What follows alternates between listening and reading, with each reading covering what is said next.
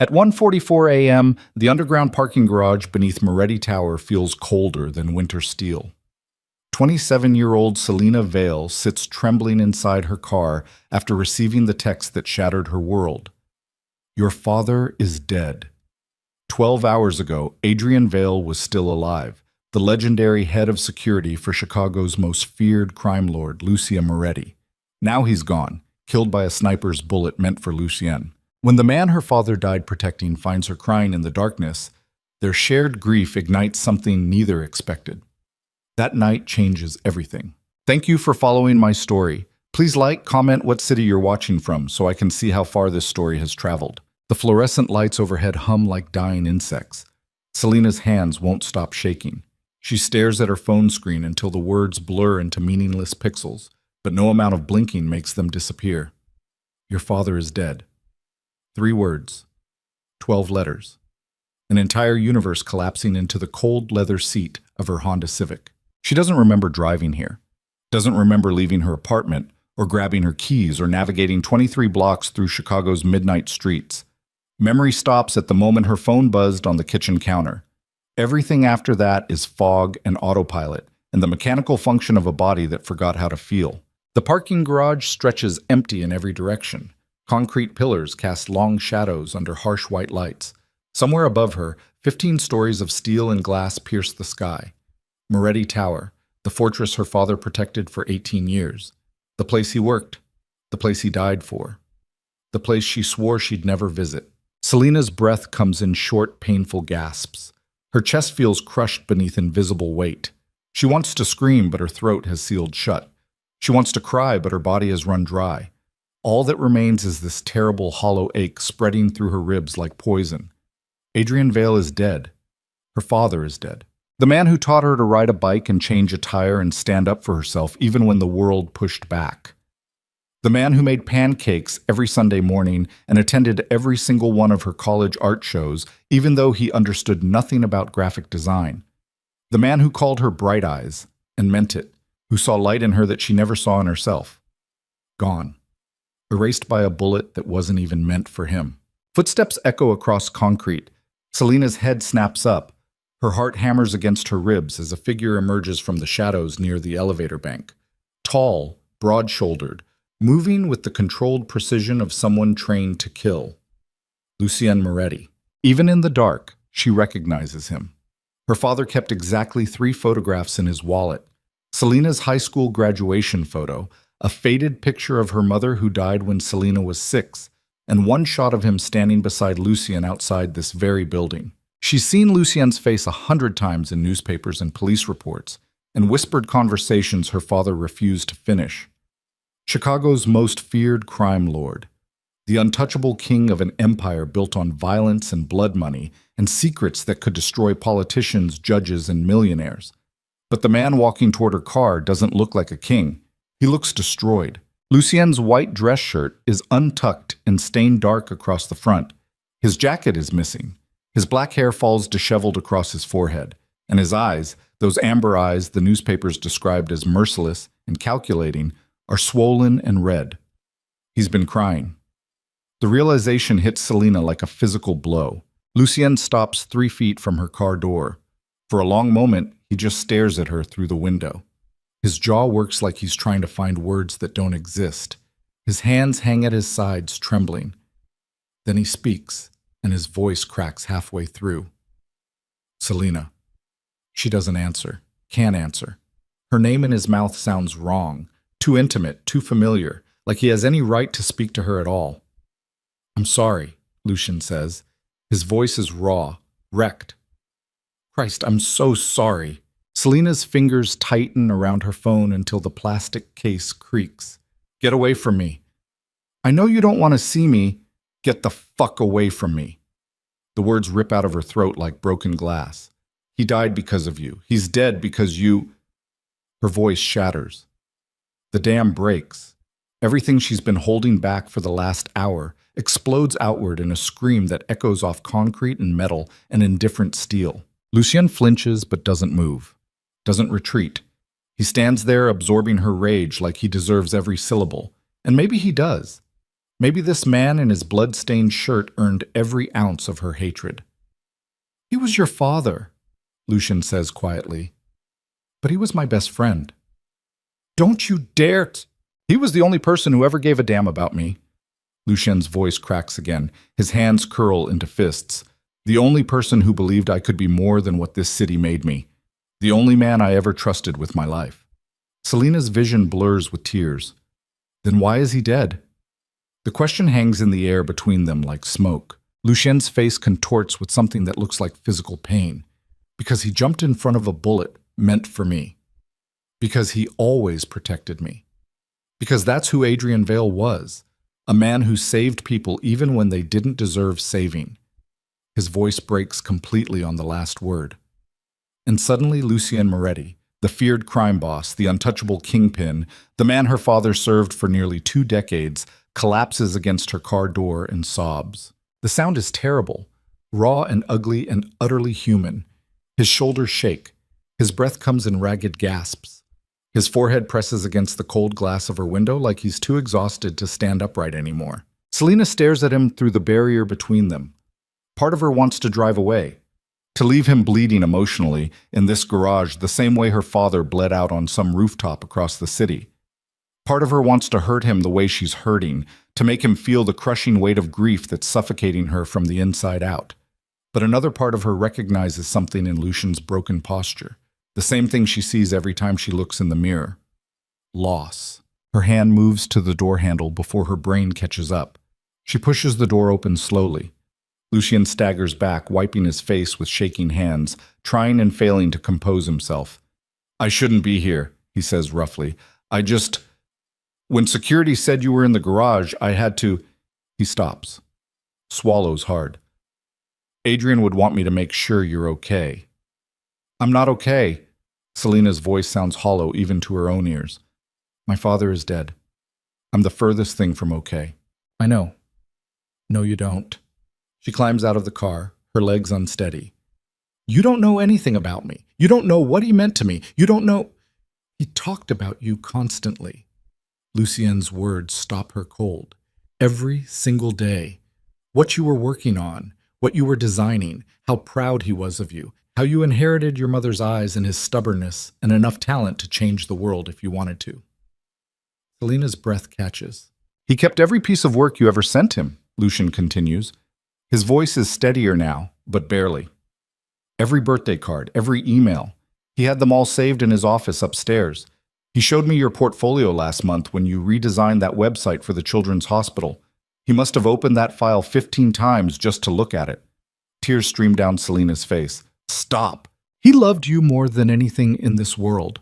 Lucien's amber eyes meet hers, and the grief in them is bottomless.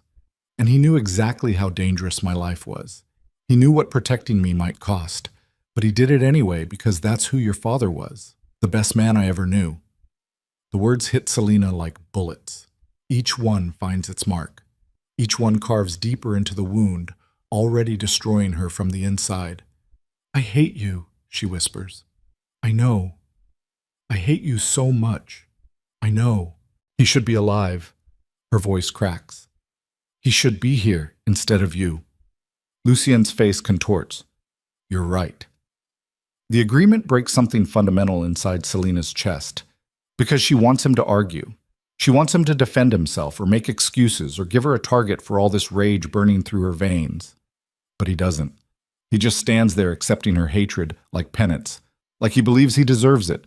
"Why didn't you protect him?" The question tears out of her. "You had an army, you had resources, you had everything. Why didn't you save him?" "Because he wouldn't let me." Lucien's voice is barely above a whisper. "The shooter was on a rooftop 6 blocks away. Adrian saw the laser sight a second before I did. He pushed me out of the way, and he can't finish, doesn't need to." Selina's knees buckle. Lucien catches her before she hits the concrete, his arms wrapping around her shoulders with surprising gentleness. She should push him away, should scream at him to let her go, should claw at his face until he bleeds the way her father bled. But she doesn't. Because grief is a drowning ocean, and Lucien Moretti is the only other person treading water in the dark with her. "I can't do this," Selina gasps against his chest. Her fingers clutch his ruined shirt. I can't breathe. I can't think. I can't. I know. His hand moves to the back of her head, steadying her. I know. It hurts so much. I know. They stand there in the harsh fluorescent light, two strangers bound together by the absence of a man they both loved. Selina can smell blood on Lucian's shirt, her father's blood, dried and stiffening the fabric. The scent makes her stomach turn and her heart shatter simultaneously. Come upstairs, Lucian says quietly. Please, you shouldn't be alone right now. I don't want to go anywhere with you. I understand. But Adrian would never forgive me if I let you drive home like this. His voice is gentle but firm. Stay for an hour, have some water, catch your breath. Then I'll have someone drive you wherever you want to go. Selina pulls back far enough to look at his face. Lucian's eyes are still red and swollen. His jaw is tight with barely controlled emotion. He looks as wrecked as she feels, maybe more. 1 hour, she hears herself say. Lucien nods. He releases her carefully, like she might shatter if he moves too fast. Then he gestures toward the elevator bank. This way. The elevator ride to the penthouse takes 43 seconds. Selina counts every one. Lucien stands in the opposite corner, his hands shoved deep in his pockets, staring at the floor like it holds answers to questions he's afraid to ask. The silence between them is suffocating. When the doors finally open, Selina steps into a space that looks nothing like what she expected. The penthouse is huge, floor-to-ceiling windows overlooking the Chicago skyline, expensive furniture arranged with careful precision, art on the walls that probably costs more than she makes in a year. But it doesn't feel like a criminal's lair. It feels like a home. Your father helped me decorate, Lucien says quietly behind her. He said the place looked like a museum. Too cold. Too empty. So he dragged me to about 30 furniture stores until we found pieces that actually felt like living.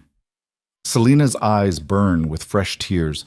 She can picture it perfectly, her father bullying this dangerous man through shopping districts, arguing about throw pillows and color schemes, forcing humanity into a space built by violence. Bathroom is down that hall if you need a minute, Lucien continues. His voice is carefully neutral. Kitchen is through there, I'll make coffee. He disappears before Selina can respond. She stands alone in the enormous living room, her reflection ghostly in the dark windows. Outside, Chicago sprawls beneath her in rivers of light. Somewhere out there, her father's body is lying on a metal table in the medical examiner's office. Somewhere out there, the person who fired that bullet is still breathing. Somewhere out there, the world kept spinning even though Adrian Vale stopped. Selina moves deeper into the penthouse. Her eyes catch on details she didn't notice at first. A bookshelf filled with crime novels and financial reports, a chess set arranged mid-game on a side table, photographs scattered across various surfaces.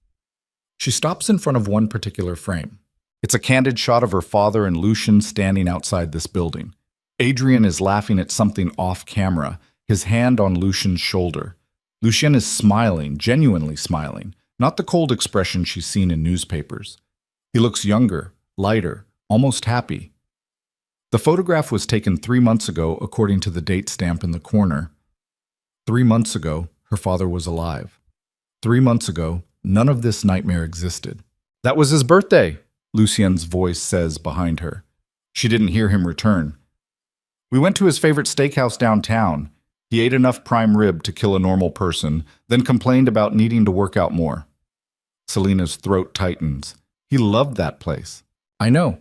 We went there every year. Lucien sets 2 mugs of coffee on the table beside them. He always ordered the same thing, always told the same terrible jokes to the waitstaff, always insisted on paying even though he knew I owned the damn restaurant. Despite everything, a small, broken laugh escaped Selina's chest. That sounds like him. He was stubborn as hell. He used to say the same thing about me. Lucien's mouth twitches with something that might be a smile under different circumstances. He said you inherited his best and worst qualities. The stubbornness, the loyalty, the inability to back down from a fight even when you should. He talked about me that much? Every single day. Lucien picks up one of the coffee mugs, his hand still trembling slightly. You were his entire world, Selina. Everything he did, every decision he made, every risk he took, was about building a future where you'd be safe. The words land like punches. Then he failed, Selena says bitterly, because I'm not safe. I'm standing in the penthouse of Chicago's most dangerous crime lord, and my father is dead. Lucian flinches. You're right. Stop agreeing with me. Her voice rises. Stop acting like you understand. Stop pretending you're human when you built an empire on hurting people. I never pretended to be anything other than what I am. Lucian's voice hardens slightly. Your father knew exactly who I was, what I'd done, what I was capable of. And he stayed anyway. Why? The question explodes out of Selena. Why would a good man like my father work for someone like you? Why would he waste 18 years of his life protecting a criminal? Lucian sets down his coffee mug carefully. His jaw works for a moment before he answers. Because he believed people could change, he says finally. Because he saw something in me that I didn't see in myself. Because Adrian Vale was the kind of man who looked at broken things and saw potential instead of trash. He moves to the window, his reflection ghostly against the city lights. I met your father 19 years ago. I was 24 years old and running the most violent operation on the South Side. I'd killed 11 men by that point, personally, with my own hands. I was angry and brutal and convinced the only language the world understood was violence. Selena's stomach turns, but she doesn't interrupt. Adrian was working private security for a developer my organization was extorting. He could have looked the other way, could have let us burn the building and collect his paycheck. Instead, he stood in my face and told me I was wasting my potential.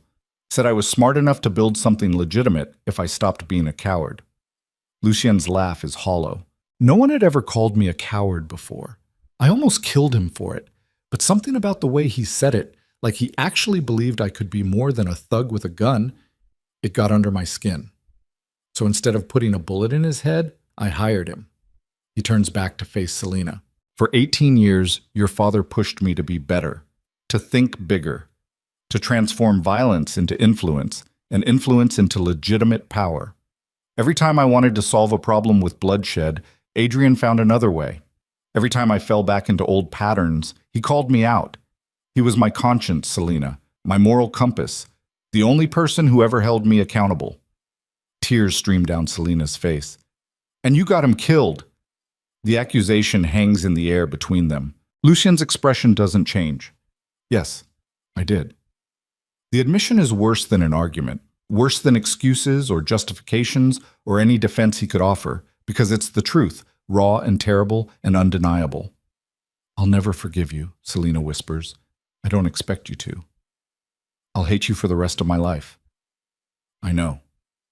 You should have died instead of him. Lucien's eyes close briefly. When they open again, the pain in them is naked and absolute. I know. Selena's legs give out. She sinks onto the nearby couch, her body folding in on itself. The coffee sits untouched on the table. The Chicago skyline glitters indifferently outside the windows. And somewhere in this impossible moment, she realizes something that makes everything worse. Lucian Moretti is telling the truth. He loved her father. Maybe not the same way she did, not with the bone-deep connection of blood and childhood and shared history, but he loved Adrian Vale in his own broken, desperate way. Loved him enough to cry, loved him enough to let that love change him, loved him enough to stand here now accepting every ounce of Selena's hatred without defending himself. The realization doesn't make her hate him less, but it makes the hatred more complicated. I need you to leave me alone, Selena says quietly. I can't be near you right now. Lucian nods. There's a guest room down the hall, second door on the right, clean clothes in the closet, lock on the door if you need it. I'll be in my office if I'm not staying. It's almost 3 a.m. You're in shock. You haven't eaten or slept. At least rest for a few hours before I don't take orders from you. Selena's voice is sharp. I'm not one of your employees. I'm not part of your world. I'm leaving. She stands up too fast. The room tilts. Lucian reaches out to steady her, but she jerks away from his touch, her vision swimming. Selena, don't. She backs toward the elevator, her legs unsteady. Don't follow me. Don't call me. Don't ever contact me again. I don't want anything from you except the truth about who killed my father. Lucian goes very still. You don't want that information. Tell me. No. Tell me who killed him. Her voice rises. Tell me their name, their address, everything. Absolutely not. You owe me. I owe your father everything. Lucien's voice is hard now, edged with steel, which is why I'm not giving his daughter ammunition to destroy her own life. Adrian spent 18 years trying to build you a future outside this world. I'm not letting you throw that away for revenge. Selena's hands curl into fists. It's not your decision. You're right. It's not. Lucien moves to block the elevator. But I'm not giving you that information. Hunt me, hate me, blame me. But I won't help you become what your father spent his whole life protecting you from. The words hit like a slap. Get out of my way. Sleep here tonight, please. Then tomorrow I'll have someone drive you home. But don't go back out there alone, not like this. Not when... When what? Selena demands. When I might do something stupid? When I might get myself killed trying to find answers? You don't get to care about what happens to me. You don't get to pretend you're protecting me the way you failed to protect him. Lucien's face goes pale. The shot lands exactly where she aimed it. You're right, he says quietly. I don't deserve to care about you, but Adrian would want me to try. The elevator dings. The doors slide open behind him. Lucien doesn't move to stop her this time. Selena walks past him into the elevator. Her finger hovers over the button for the parking garage. But something makes her hesitate. Some terrible magnetic pull she doesn't understand and refuses to examine. He left something for you, Lucien says suddenly. Your father. He left instructions in his will, documents, letters, things he wanted you to have if anything happened to him. Selena's hand drops to her side. What kind of things? I don't know. Everything is with his lawyer. But there's one letter he asked me to keep. He said if he died, I should give it to you personally. The elevator doors start to close. Selena's hand shoots out to stop them. When? Her voice barely works. Whenever you're ready. Give it to me now. Lucien shakes his head. Not tonight. You're in shock. You need rest. Come back tomorrow, or the day after, or whenever. Give me the letter now, or I walk out of here and never come back. They stare at each other across the threshold. Lucien's jaw works. His hands flex at his sides. Finally, he nods once and steps back. Wait here. He disappears into another room. Selena stands frozen in the elevator doorway, her heart hammering. Part of her wants to run, wants to get in her car and drive until Chicago disappears in her rearview mirror, wants to escape this penthouse and this man and everything connected to the nightmare swallowing her alive. But her father left her a letter. Her father, who never did anything without reason. Her father, who planned for contingencies she didn't know existed. Her father, who apparently anticipated his own death and left instructions behind. Lucien returns carrying a sealed envelope. Her father's handwriting sprawls across the front. For Selena, if you're reading this, I'm gone. I'm sorry, Bright Eyes. Selena's vision blurs. Her father's nickname for her, written in his distinctive scrawl, makes the grief surge up all over again. Her hands shake as she takes the envelope. Do you want to read it here? Lucien asks gently. Or, alone. The word comes out harsh. I need to read it alone. He nods. Guest room is still available if you need somewhere private, or I can wait in my office while you Stop being nice to me. Selena's voice cracks. Stop acting like you care. It makes this harder. I do care. The confession is quiet, but absolute. Not because I have any right to, but because Adrian would want someone to make sure you're okay, and I'm the only person here. The elevator dings again. This time, Selena doesn't stop the doors from closing. Second door on the right, Lucien calls as the gap narrows. Lock works. I won't bother you. The doors seal shut. The elevator doesn't move.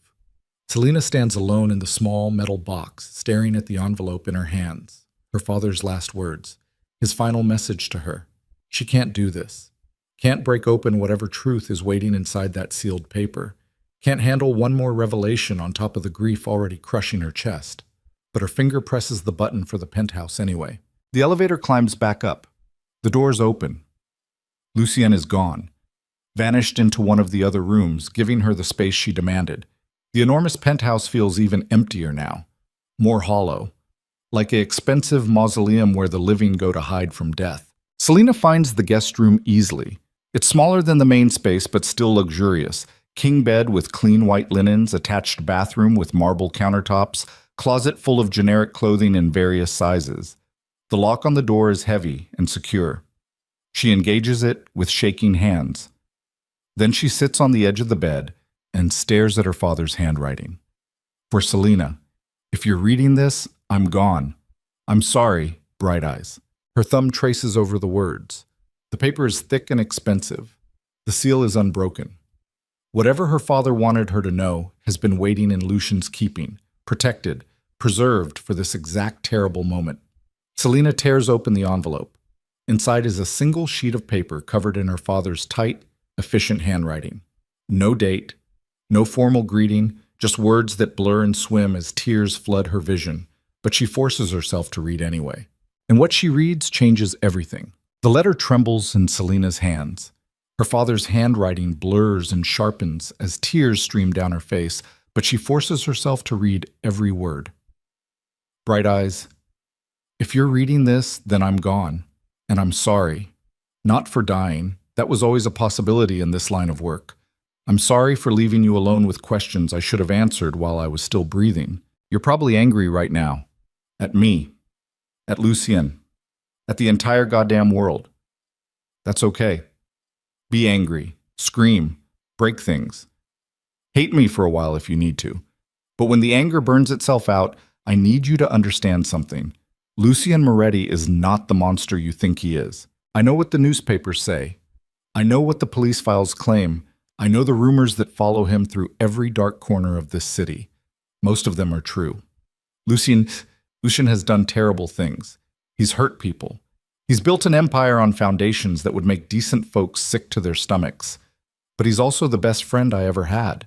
19 years ago, I met a kid who was drowning in violence he didn't know how to escape. The streets made him brutal, because brutality was the only language that kept him alive. But underneath all that rage and blood, there was someone worth saving. Someone smart enough to build something real.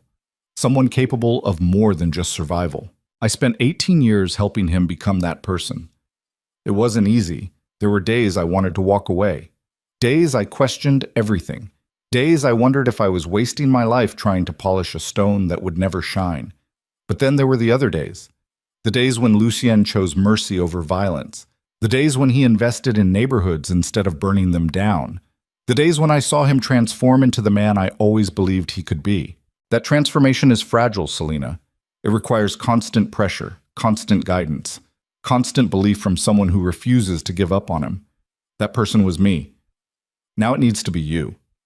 I know what I'm asking. I know how unfair it sounds. You didn't choose this life. You didn't sign up to care about a man whose past is soaked in blood. You owe Lucien Moretti absolutely nothing. But if I'm gone, he's going to break. He's going to fall back into old patterns. He's going to become exactly what the world expects him to be. Because without someone to believe in him, he doesn't believe in himself. You're the only person who can stop that from happening. Not because you're related to me, not because you owe him anything, but because you have your mother's heart, the part of her that saw broken things and refused to walk away, the part that made her fall in love with an ex-cop working private security who had more scars than sense. Lucien is going to push you away. He's going to tell you to run. He's going to insist you deserve better than his damaged world. Don't listen to him. He's terrified of dragging you into darkness the way he dragged me. But here's what he doesn't understand. You're not me. You're stronger, smarter, capable of things I never was. And if you choose to stay, if you choose to believe in him the way I did, you won't be saving a criminal. You'll be saving the best man I ever knew. Trust him, Bright Eyes. Even when it's hard, even when it doesn't make sense. Trust him the way I did. I love you. Always. Dad. Selina reads the letter 3 times, then 4. Each pass makes her chest tighter and her thoughts more tangled. Her father's words loop through her mind like a record skipping on the same impossible verse. Trust him. Trust the man whose world killed her father. Trust a criminal who admits to murder and violence and everything decent people spend their lives avoiding. Trust Lucien Moretti. She wants to rip the letter into pieces. wants to scream at the paper in her hands that her father was wrong, that 19 years of loyalty blinded him to reality, that you can't save someone who doesn't want saving, that some stones are too stained with blood to ever shine. But her father's handwriting stares back at her, steady and certain. You're the only person who can stop that from happening. Fuck. The word escapes her lips like a prayer. She presses her palms against her eyes until stars burst behind her eyelids. Her head throbs. Her body aches. Every muscle feels bruised and exhausted. She should leave. Should walk out of this penthouse and never look back. Should let Lucien Moretti drown in whatever darkness is waiting for him without her father's steady hand to pull him back. But she can't stop hearing her father's voice in every sentence. Trust him, Bright Eyes. Selena folds the letter carefully and tucks it back into the envelope. Her hands are steadier now. Her breathing has slowed. The grief is still there, crushing and absolute, but beneath it something else stirs. Something harder. Something that tastes like obligation and fury and the terrible weight of her father's final request. She unlocks the door. The penthouse is quiet. No sound comes from Lucien's office or any of the other rooms. The city glitters beyond the windows like scattered diamonds on black velvet. Selena moves through the space slowly, her bare feet silent on expensive hardwood. She finds Lucien in his office. He sits behind a massive desk covered in files and documents, and a laptop showing security camera feeds from various locations across the city. His white shirt is still stained with Adrian's blood. His tie is gone. His sleeves are rolled up to his elbows, revealing forearms marked with old scars. He doesn't look up when she enters. His attention is fixed on a particular monitor showing grainy footage of a rooftop somewhere in downtown Chicago. He watches the same 30-second loop over and over, a figure in dark clothing raising a rifle, the muzzle flash, the figure disappearing. You should be sleeping, Lucien says without taking his eyes off the screen. You should be burning that shirt. Can't. His voice is flat, empty. It's evidence. Selena steps closer. From this angle, she can see his face more clearly, the dark circles under his eyes, the tension in his jaw, the way his hands grip the desk edge hard enough to make his knuckles white. Evidence for what? She asks. For when I find the people responsible. Lucien finally looks at her. His amber eyes are cold now, merciless. For when I make them understand exactly what it costs to kill Adrian Vale. A chill runs down Selena's spine. This is the man the newspapers write about. The man police files describe as extremely dangerous and shows no remorse. This is the crime lord who built an empire on fear and violence and the absolute certainty that crossing him meant death. Is that what my father would want? The question comes out sharper than she intends. Lucien's expression doesn't change. No. Then why? Because I'm not your father. He turns back to the monitor. Adrian was a good man. Better than I'll ever be. He believed in justice and mercy and second chances. He spent 18 years trying to teach me those values. The loop plays again. Muzzle flash, figure disappearing. But he's dead now, Lucien continues softly. And all those noble ideals died with him. So I'm going to do what I do best. Hunt down everyone involved in his murder and make them wish they'd never been born. Selena's fingers tighten around her father's letter. He left me instructions, too. Lucien goes very still. What kind of instructions? He told me to trust you. The words land like a gunshot. Lucien's head snaps toward her. For a moment, genuine shock breaks through his cold mask. Then it's gone, replaced by something that looks almost like pain. Your father was wrong, he says roughly. Was he? Yes. Lucien stands up abruptly. His chair scrapes against the floor. You should get as far away from me as possible, Selena. Go back to your normal life, your safe life. Forget you ever met me. That's what Adrian would actually want. According to the letter, what he actually wanted was for me to stay. He wasn't thinking clearly. Lucien moves to the window, his back rigid. He was planning for contingencies, writing worst-case scenarios. He didn't actually believe. He knew exactly what he was doing. Selena's voice rises. He knew you'd fall apart without him. He knew you'd need someone to keep you from becoming the monster everyone thinks you are. And he knew I was the only person who could do it. You're not responsible for saving me. I know that. You don't owe me anything. I know that too. Then why are you still here? Lucian spins to face her. Anger flashes in his eyes, anger and fear and something desperate. Why aren't you running as fast as you can from the man who got your father killed? The question hangs between them. Selena takes a breath, then another. Her father's words echo through her mind. Trust him, Bright Eyes. Because he asked me to, she says finally. Because my father spent his last thoughts worrying about what would happen to you. Because apparently he loved you enough to sacrifice his life for yours, and then ask me to keep making that same sacrifice. Her voice cracks. I hate that, she continues. I hate that. Tears stream down her face.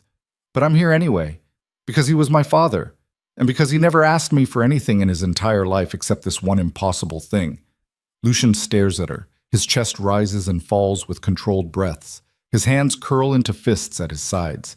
When he finally speaks, his voice is barely audible. I don't deserve that kind of loyalty. I know. I'll only hurt you. Probably. You should hate me. I do hate you. Selena wipes her face with the back of her hand. I hate you so much I can barely breathe. But apparently that doesn't matter, because my father asked me to trust you, and I've never refused him anything. The confession breaks something in Lucian's carefully controlled expression. He looks away sharply, his jaw working. When he speaks again, his voice is raw. Adrian talked about you all the time, every single day. What you were working on, what made you laugh, how proud he was of the woman you became. He pauses. He also told me about your mother, how she died when you were 6, how you grew up without her, how Adrian raised you alone because he refused to let grief destroy what was left of his family. Selena's throat tightens. He said you inherited her strength, Lucian continues, her stubborn refusal to abandon people she loved, even when walking away would be easier. He was terrified you'd inherited that particular quality, terrified it would get you hurt someday. It already has. Lucian's eyes snap back to hers. What? Loving people who live dangerous lives. It already got me hurt. It got me a childhood where my father came home with bruises he wouldn't explain. It got me sleepless nights wondering if tonight was the night he wouldn't come home at all. It got me 18 years of being terrified every time my phone rang after midnight. Her voice rises. And now it got me a father who died protecting someone else, who chose your life over his own, who left me alone because apparently your survival was more important than mine. The accusation hits Lucien like a physical blow. He staggers back half a step. I'm sorry, he whispers. Christ, Selena, I'm so sorry. I don't want your apology. Her hands shake. I want my father back. I want to undo the last 12 hours. I want to wake up and discover this whole nightmare was just... Her voice breaks completely. Lucien crosses the distance between them in 3 strides. His arms wrap around her shoulders carefully, like he's afraid she'll shatter. Selena should push him away, should maintain the anger that's the only thing keeping her upright, should hate him the way she promised herself she would. But she's so tired, so impossibly, completely exhausted. So she lets herself collapse against his chest and sob into his blood-stained shirt while Chicago glitters indifferently outside the windows. They stand like that for a long time. Minutes blur into each other. Lucien doesn't speak, doesn't offer empty comfort or meaningless platitudes. He just holds her while she breaks apart, his hand steady against her spine. Finally, Selena pulls back. Her face is swollen and blotchy. Her eyes burn. She probably looks like hell, but she's too drained to care. I need coffee, she says hoarsely. I'll make some. And food. Real food. Not whatever rich people eat. The corner of Lucien's mouth twitches. Adrian said the exact same thing the first time he came up here. Called my kitchen aggressively useless and made me install a real stove. Despite everything, a small laugh escapes Selena's chest. It sounds broken and wrong, but almost human. They move to the kitchen together. Lucien starts coffee while Selena collapses into a chair at the island. She watches him move through the space with efficient precision, measuring grounds, adjusting temperature, his movements controlled despite the exhaustion weighing down his shoulders. When did you last sleep? She asks. 36 hours ago? Lucien doesn't look up from the coffee maker. Maybe longer. Time's gotten weird. You look like death. I feel worse. The coffee maker hisses and burbles. The smell fills the kitchen, bitter and strong and almost comforting.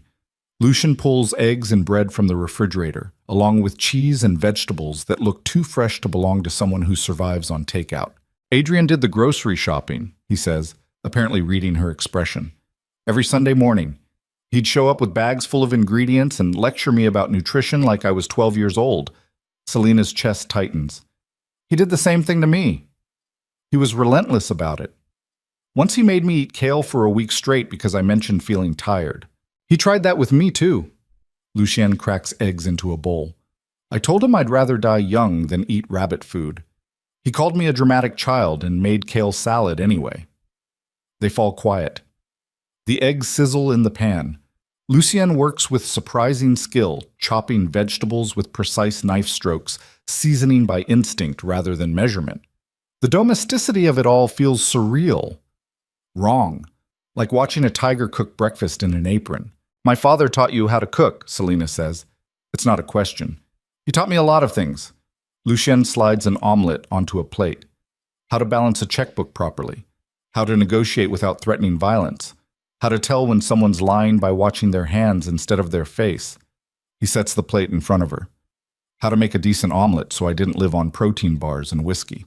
Selena picks up her fork. The food looks better than anything she could make herself. She takes a bite and tastes cheese, peppers, perfectly seasoned eggs. It's good. Really good. He was a better man than I deserved, Lucien says quietly. He doesn't make food for himself. Just leans against the counter with his coffee mug, staring at nothing. Every day he worked for me, I knew I was stealing time he should have spent with you. Every risk he took was one step closer to this exact outcome. I should have fired him years ago. Should have forced him to quit. He wouldn't have gone. Selena cuts him off. My father was stubborn as hell. If you'd fired him, he would have just followed you around anyway, probably for free. Lucian's mouth twists into something that might be a smile under different circumstances. Yeah, he would have. Why? The question escapes before Selena can stop it. Why did he care so much about you? What made you worth 18 years of his life? Lucien is quiet for a long moment. His fingers tighten around his coffee mug. When he finally speaks, his voice is careful, measured. When I was 16 years old, my father put a gun in my hand and told me to kill someone. A rival dealer who'd crossed into our territory. Kid was maybe 19, scared out of his mind, begging for his life. Selena stops eating. I pulled the trigger, Lucien continues. His eyes are distant now, lost in memory. Because that's what you did in my world. You killed or you died. There was no middle ground, no mercy, no second chances. He sets down his mug. I killed 10 more people over the next 8 years, each one easier than the last, each one proving I was my father's son. By the time I was 24, I ran the most feared operation on the South Side. People crossed the street when they saw me coming. Mothers pulled their children inside when my cars drove past. I was exactly what the world expected me to be. His jaw tightens. Then I met Adrian, and for the first time in my life, someone looked at me and didn't see a monster. They saw a kid who'd been taught violence before he learned to read. A kid who never had a choice about what he became. A kid who might still be capable of something better if someone bothered to show him how. Lucian's eyes refocus on Selena. Your father saved my life by refusing to give up on it. Every time I fell back into old patterns, he was there to pull me out. Every time I wanted to solve a problem with bloodshed, he found another way. For 18 years, Adrian Vale was the only reason I didn't become exactly what my father was, a violent criminal who died bloody and alone. He pauses. So when that bullet came at me yesterday, Adrian didn't hesitate, because that's who he was. Someone who saw broken things and refused to stop believing they could be fixed. Tears stream down Selena's face. She doesn't bother wiping them away. Do you know what his last words were? Lucien's voice cracks. He looked at me while he was bleeding out on that rooftop and said, "Don't waste this." That's it. Not goodbye. Not tell my daughter I love her. Just, don't waste this.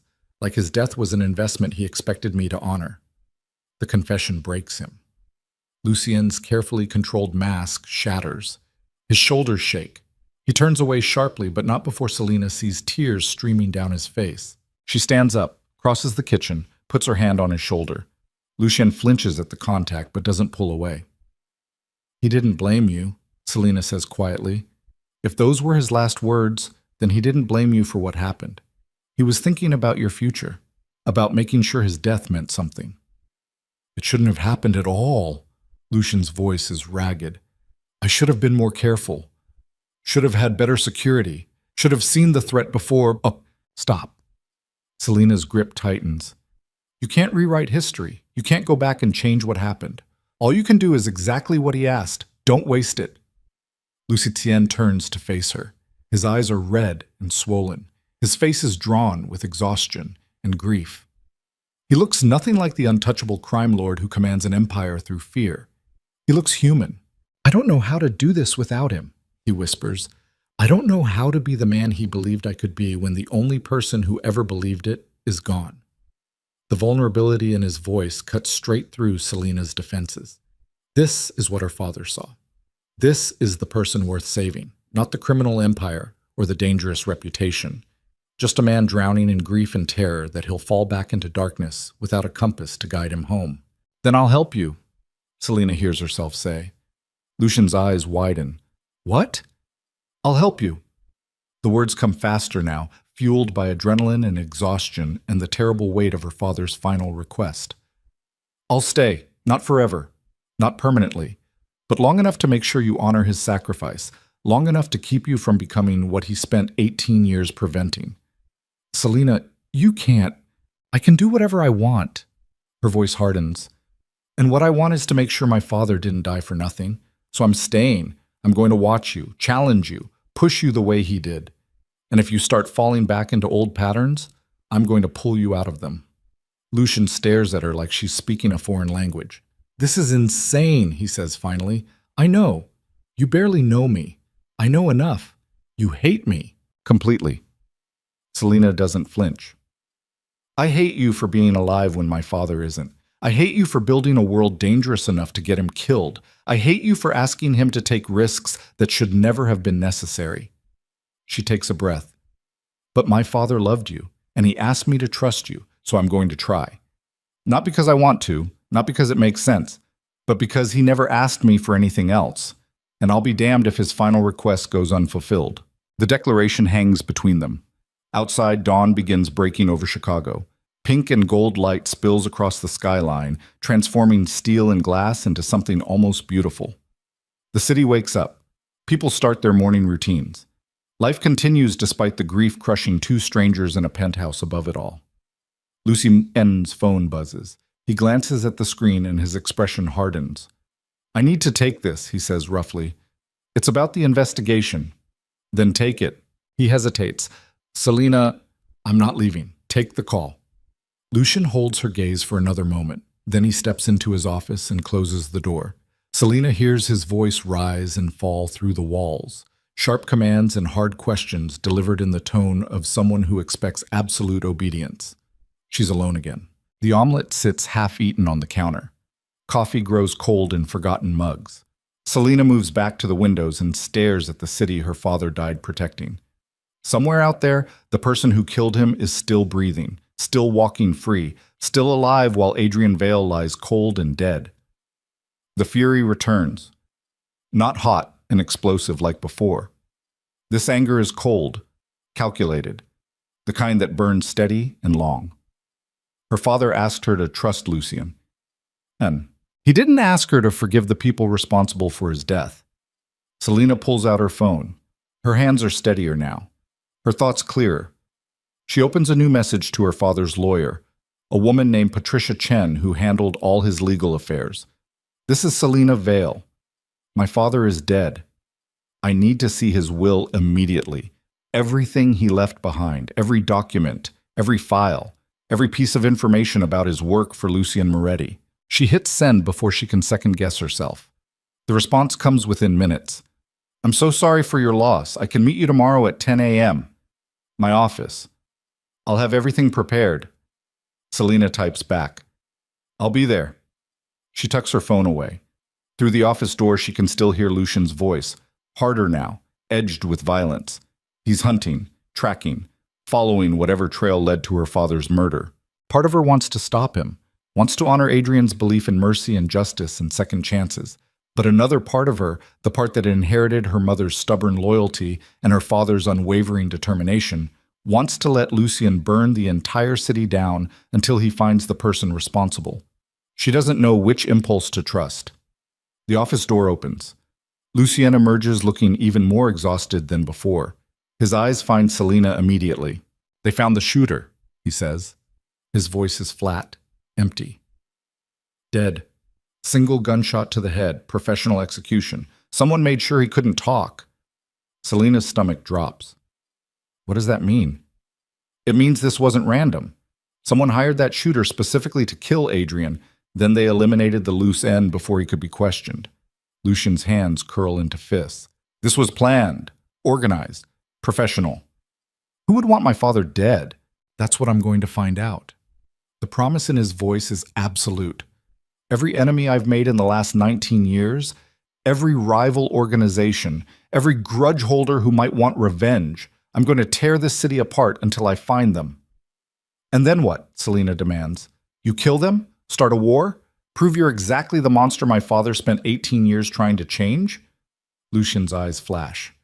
They killed Adrian. I know. They murdered him in cold blood. I know that too. Then what the hell do you expect me to do? His voice rises. Let them walk away. Pretend it didn't happen. Your father is dead because someone wanted to hurt me. I'm not going to just... You're going to find them, Selina interrupts. Her voice is hard, cold. You're going to hunt down everyone involved. You're going to gather every piece of evidence, every name, every connection. She steps closer. And then you're going to let me decide what happens next. Lucien stares at her. What? He was my father. The words come out sharp as broken glass. My blood. My family. If anyone has the right to decide how this ends, it's me. Not you. Me. Selina, promise me. She doesn't look away. Promise me you won't do anything until I know everything, until I see the evidence, until I understand exactly who's responsible and why. Lucien's jaw works. His hands flex at his sides. For a moment, she thinks he'll refuse, that the crime lord who built an empire on violence and fear will dismiss her demand and do whatever he wants. But then he nods. Okay, he says quietly. I'll find them. I'll gather everything. And then we'll decide together. The agreement settles between them like a contract signed in blood. Selina should feel relieved, should feel like she won some kind of victory. But all she feels is hollow, empty. Like grief scooped out everything vital and left behind just enough anger to keep her standing. I need to go home, she says. Get clean clothes, process all of this. I'll come back tomorrow after I meet with my father's lawyer. I'll have someone drive you. I can drive myself. You haven't slept in 24 hours. Lucien's voice is firm. You're in shock. You're exhausted. Let my driver take you home, please. Selina wants to argue, wants to maintain her independence, but he's right. She's too drained to trust herself behind a wheel. Fine. Lucien makes a call. Within minutes, a black SUV pulls up to the building's front entrance. The driver is a middle-aged woman with kind eyes and a professional demeanor. She doesn't ask questions, doesn't offer sympathy, just holds the door open and waits for Selina to climb inside. Before the door closes, Lucien leans down to the window. If you need anything, he says quietly, anything at all, call me, day or night. I don't care what time it is or what you need. Call me. Selina nods. She doesn't trust her voice. The SUV pulls away from the tower. She watches Lucien's figure shrink in the side mirror until he disappears completely. Then she leans her head against the cool glass and closes her eyes. Her father is dead. She just promised to help save the man responsible. And somewhere in this nightmare city, the people who actually pulled the trigger are still breathing. The fury burns steady and cold in her chest. Her father asked her to trust Lucien Moretti. He never said anything about trusting his mercy. What? The next morning arrives too quickly. Selina stands in her apartment bathroom staring at her reflection, dark circles under her eyes, skin pale and drawn, hair tangled from a night of restless half-sleep. She looks like someone who died and forgot to stop walking. Patricia Chen's law office occupies the 15th floor of a building in the financial district. Selina arrives exactly at 10, her hands clutching a coffee she can't drink and her stomach twisted into knots. The receptionist leads her to a private conference room. Patricia is already waiting, a sharp-eyed woman in her 50s with silver-streaked hair and an expression that manages to convey both sympathy and professional competence. "Selina." Patricia stands and extends her hand. "I'm so deeply sorry about your father. Adrian was a remarkable man." "Thank you." The words taste like ash. They sit across from each other. A thick folder rests on the table between them. Patricia's hands rest on top of it like she's guarding secrets. "Your father updated his will 6 months ago," Patricia begins. "He was very specific about his wishes, very thorough. He wanted to make sure you were taken care of if anything happened to him." "What did he leave me?" Patricia opens the folder. Inside are documents and files and photographs Selina doesn't recognize. Her father's entire life reduced to paper and ink. "Everything," Patricia says simply. "His savings, his pension, his life insurance policy. The total comes to just over $2 million. Selina's breath catches. "What?" "Your father was an extremely frugal man. He lived modestly, invested wisely, and apparently saved almost everything he earned over the last 18 years. Patricia slides a document across the table. "This is the account information. Everything transfers to you automatically." $2 million. Her father, who drove a 10-year-old Toyota and wore the same 5 shirts on rotation, who lived in a modest apartment and brought lunch from home every day, who never took vacations or bought expensive things or showed any sign of wealth. He'd been quietly building her a future. "There's more," Patricia continues. She pulls out another document. "Your father also left instructions regarding his work with Lucien Moretti." Selina's attention sharpens. "What kind of instructions?" "He kept detailed records. Every job, every operation, every decision made over the last 18 years. Names, dates, financial transactions, security protocols, everything." Patricia's expression is carefully neutral. "He stored all of it in a secure location. Only you and Lucien Moretti have access." "Why would he document all of that?" "Insurance," Patricia says simply. "Your father was many things, but he wasn't naive. He understood the world he worked in. He wanted to make sure if anything happened to him, you would have leverage, protection, information that could keep you safe." Selina's mind races. Safe from what? From whoever might blame you for your father's knowledge. From people who might see you as a loose end. From Lucien Moretti himself if he ever became a threat. Patricia leans forward. "Your father loved Lucien, believed in him. But he also understood that loyalty doesn't make someone safe, so he gave you insurance." The implications hit Selina like a freight train. Her father documented everything, which means she now holds 18 years of evidence against one of Chicago's most powerful criminals. Which means she has leverage, power, the ability to destroy Lucien Moretti completely if she chooses. "Where are these records?" Selina's voice is steady despite her racing heart. Patricia slides a key across the table. "Safety deposit box at First National Bank, downtown branch, box 847. Everything is waiting for you." Selina picks up the key. It's small and ordinary looking. Nothing about it suggests the weight it carries. "Your father left one more thing," Patricia says quietly. She pulls out a sealed envelope. "He wrote this 2 months ago. Said to give it to you only if he died." Another letter. Selina takes it with shaking hands. Her father's handwriting sprawls across the front. "For Selina, Part 2. "Do you want privacy to read it?" Patricia asks gently. "No." Selina tears open the envelope. "I need to know now." The letter inside is shorter this time. Just a few paragraphs in her father's tight script. "Bright Eyes, if you're reading this, you've already read my first letter. You know I asked you to trust Lucien, to help him, to be the compass. I won't be able to be anymore. But I'm not a fool. I know asking you to trust someone doesn't make them trustworthy. So I'm giving you the tools to protect yourself. In box 847 at First National Bank, you'll find 18 years of documentation. Everything Lucien Moretti has done, both legal and illegal. Every deal, every decision, every skeleton in every closet. If he ever threatens you, use it. If he ever tries to hurt you, use it. If he ever becomes the monster he used to be, use it to destroy him completely. I trust Lucien with my life. I'm asking you to trust him with yours. But I'm also giving you a loaded gun pointed at his head, just in case. Stay safe, Bright Eyes. And remember, you owe him nothing. If staying means sacrificing yourself, walk away. He's not worth your life. I love you, Dad. Selena reads the letter 3 times. Her father's voice echoes through every word, protective and pragmatic and utterly clear-eyed about the risks he was asking her to take. He wanted her to trust Lucian, but he also wanted her to have the power to annihilate him if necessary.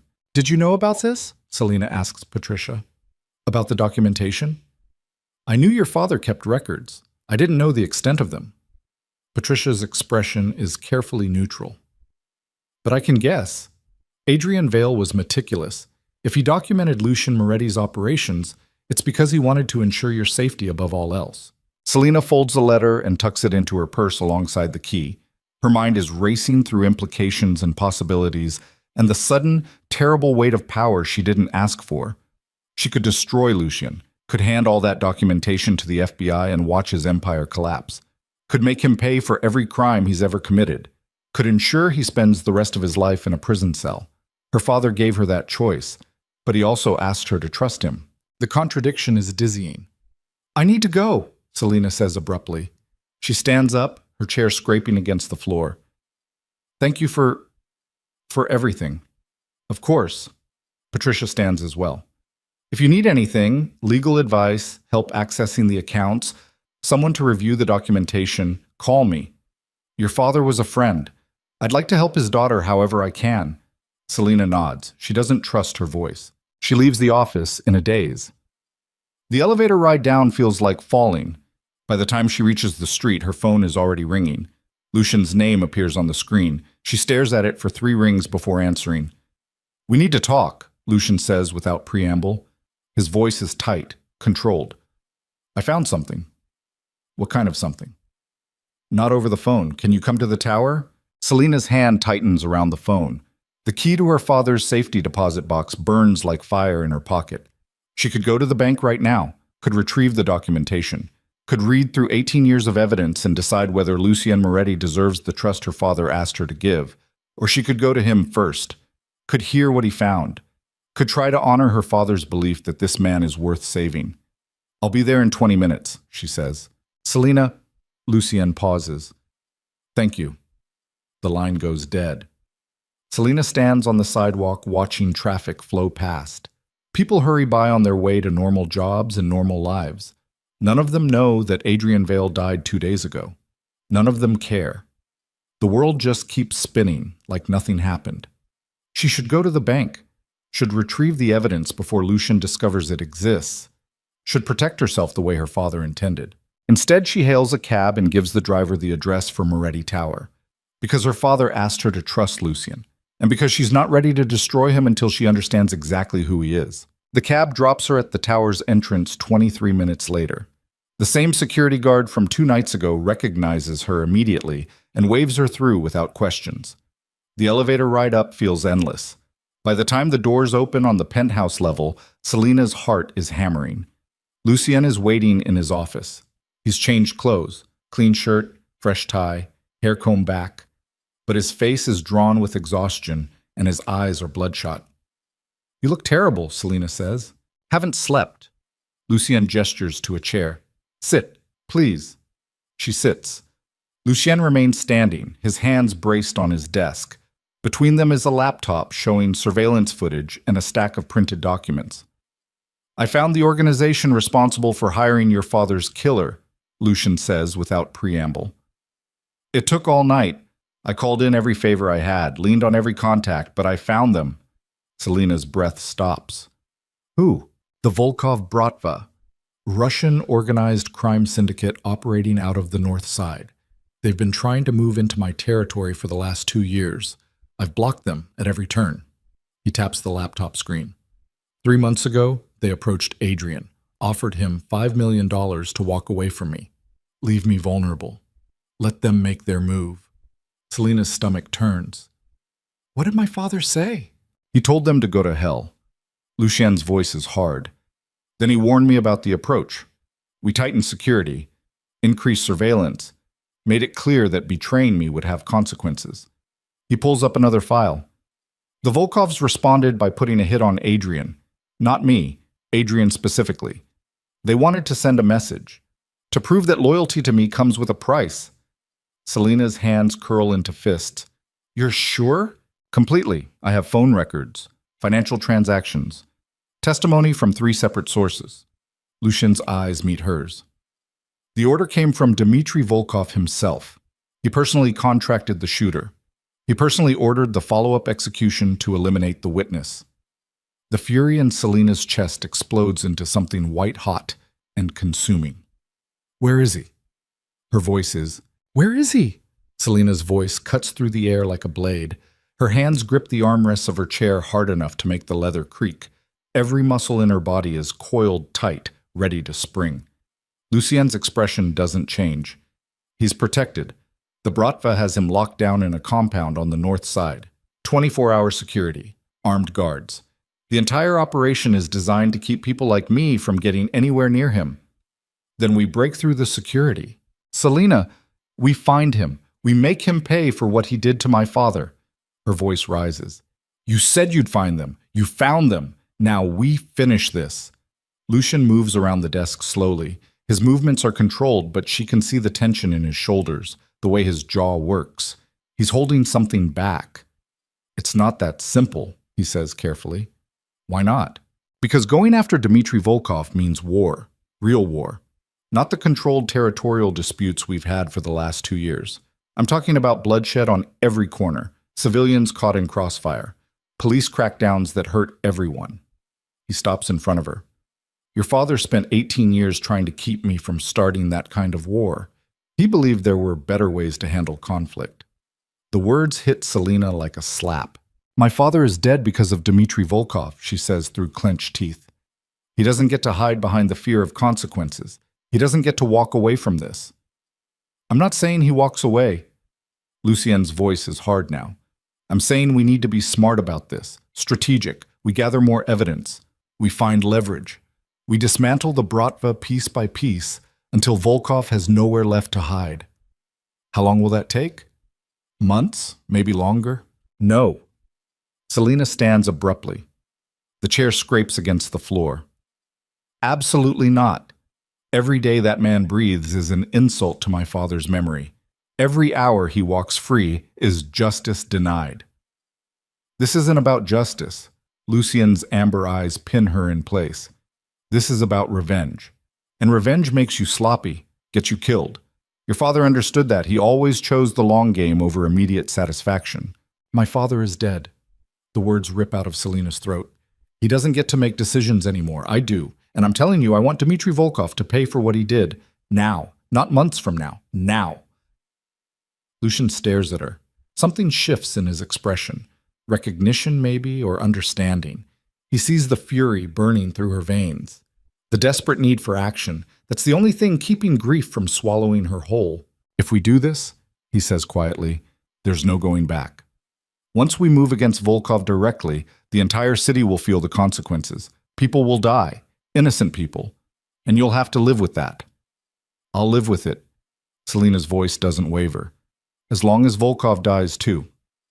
The declaration hangs between them. Outside the windows, Chicago sprawls beneath gray morning clouds. The city looks peaceful from this height. Orderly. Like violence and grief are distant concepts that don't touch the streets below. Lucien's phone buzzes. He glances at the screen and his expression hardens further. We have a bigger problem, he says. What now? The FBI is sniffing around Adrian's death. They're calling it suspicious, asking questions about his connection to me, about why he was on that rooftop. Lucien's jaw tightens. Someone tipped them off, gave them information that points directly at my organization. Selena's stomach drops. The Bratva? Probably. It's a smart move. They kill Adrian, then use his death to bring federal heat down on me. 2 birds, 1 bullet. He sets his phone down with controlled precision. If the FBI builds a case, everything falls apart. My legitimate businesses. The operations Adrian helped me clean up. Everything we've worked toward for 18 years. Then we need to move fast. No, we need to be careful. Lucian's voice is sharp now. The FBI is watching, One wrong move and they'll have everything they need to bury me, which means we can't go after Volkov directly. We need to find another way. Selina's hands curl into fists. There is no other way. There's always another way. Your father taught me that. Stop telling me what my father would want. The words explode out of her. You don't get to use his memory as a leash. You don't get to hide behind his principles when the man who murdered him is still breathing. Lucien flinches. The hit lands exactly where she aimed it. You're right, he says quietly. I don't get to use Adrian's memory as an excuse for inaction, but I also can't ignore 18 years of lessons just because you want immediate revenge. It's not about what I want. It's about what he deserves. And what does he deserve, Selina? Really? Lucien steps closer. Does Adrian Vale deserve to have his daughter throw her life away on vengeance?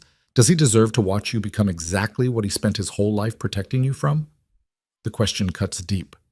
Selina wants to argue, wants to rage against the logic in Lucien's words, but somewhere beneath the fury and grief, a small voice whispers that he might be right. Her father wouldn't want this, wouldn't want her consumed by revenge, wouldn't want her turning into someone who solves problems with violence and bloodshed. But that small voice is drowned out by the roar of pain in her chest. I need air, Selina says abruptly. She moves toward the windows. I need to think. Lucien doesn't follow. He stays by the desk, giving her space. The silence between them stretches taut. Selina presses her forehead against the cold glass. Below, the city moves through its morning routine. Cars inch through traffic. People hurry along sidewalks. Life continues exactly as it did before Adrian Vale died. The world didn't stop, didn't pause, didn't even slow down. Her father is gone, and nothing changed. The realization makes her want to scream. Her phone buzzes in her pocket. She pulls it out and sees a text from an unknown number. You want to know the truth about your father's death? Meet me at Millennium Park, North End, 1 hour. Come alone. Selina's breath catches. She reads the message 3 times. What is it? Lucien's voice comes from behind her. She almost shows him, almost holds up the phone and asks what he thinks, but something stops her, some instinct she can't name. Nothing, she lies. Just my father's lawyer following up. Lucien accepts the answer without question. He's already turning back to his laptop, his attention shifting to the security footage still playing on the screen. Selina tucks her phone away. Her heart hammers against her ribs. Someone wants to meet her. Someone who claims to have information about Adrian's death. It could be a trap. Could be the Bratva trying to eliminate another loose end. Could be anything. But it could also be answers. I need to go, Selina says. She keeps her voice steady. I have things to deal with. My father's apartment, his belongings. I need to do something. Lucien looks up. Concern flashes across his face. Do you want company? I can send someone with you. No, I need to do this alone. Selina, please. She cuts him off. Just let me have this. Let me handle my father's affairs without guards or protection or anyone watching over my shoulder. Lucien studies her face. For a moment she thinks he'll push back, that he'll insist on security or demand to know where she's really going, but then he nods. Okay, but call me if you need anything. I mean it. His voice is gentle. Day or night, whatever you need. Selina forces herself to meet his eyes. Thank you. She leaves before he can say anything else. The elevator ride down feels endless. Her mind races through possibilities and dangers and the terrible risk she's about to take. This could be a trap. Could get her killed. Could be the stupidest decision she's ever made. But she has to know. Has to understand what really happened to her father. The cab ride to Millennium Park takes 15 minutes. Selina spends every second of it watching the streets for signs of surveillance, for black SUVs or suspicious vehicles or anything that suggests Lucien didn't trust her enough to let her go alone. But the traffic looks normal. The crowds look ordinary. No one seems to be following her. She pays the cab driver in cash and steps out onto the sidewalk. Millennium Park stretches before her, green spaces and walking paths and the famous bean sculpture reflecting cloudy skies. Tourists wander past taking photos. Joggers navigate the paths. Everything looks peaceful. Selina makes her way to the north end. Her hands are shoved deep in her coat pockets. Her father's letter and the key to his safety deposit box weigh heavy against her thigh. A woman sits alone on a bench near the edge of the park. She's maybe 40, with dark hair pulled back severely and a sharp, angular face.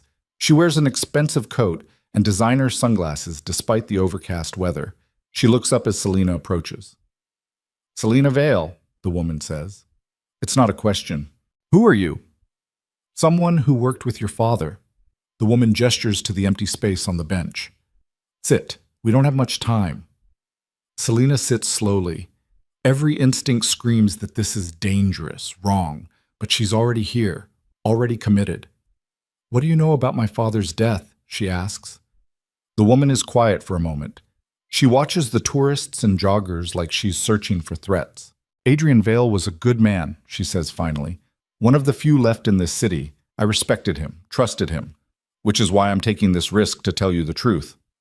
"What truth?" The woman turns to face her. Even through the sunglasses, Selina can feel the weight of her stare. "Your father wasn't killed by the Bratva." The words hit like a physical blow. Selina's breath stops. "What?" "The Bratva didn't order the hit, didn't hire the shooter, didn't execute him afterward." The woman's voice is cold, clinical. "That's the story Lucien Moretti wants you to believe, but it's a lie." "You're lying." "Am I?" The woman pulls an envelope from her coat. Inside this are bank records, communications, evidence that proves the hit was ordered from inside Moretti's organization. Someone close to Lucien wanted Adrian dead. Selina's hands shake. She doesn't take the envelope, can't make herself reach for it. "Why would someone in Lucien's organization want my father dead?" Her voice barely works. "Because Adrian was the only thing keeping Lucien from falling back into old patterns.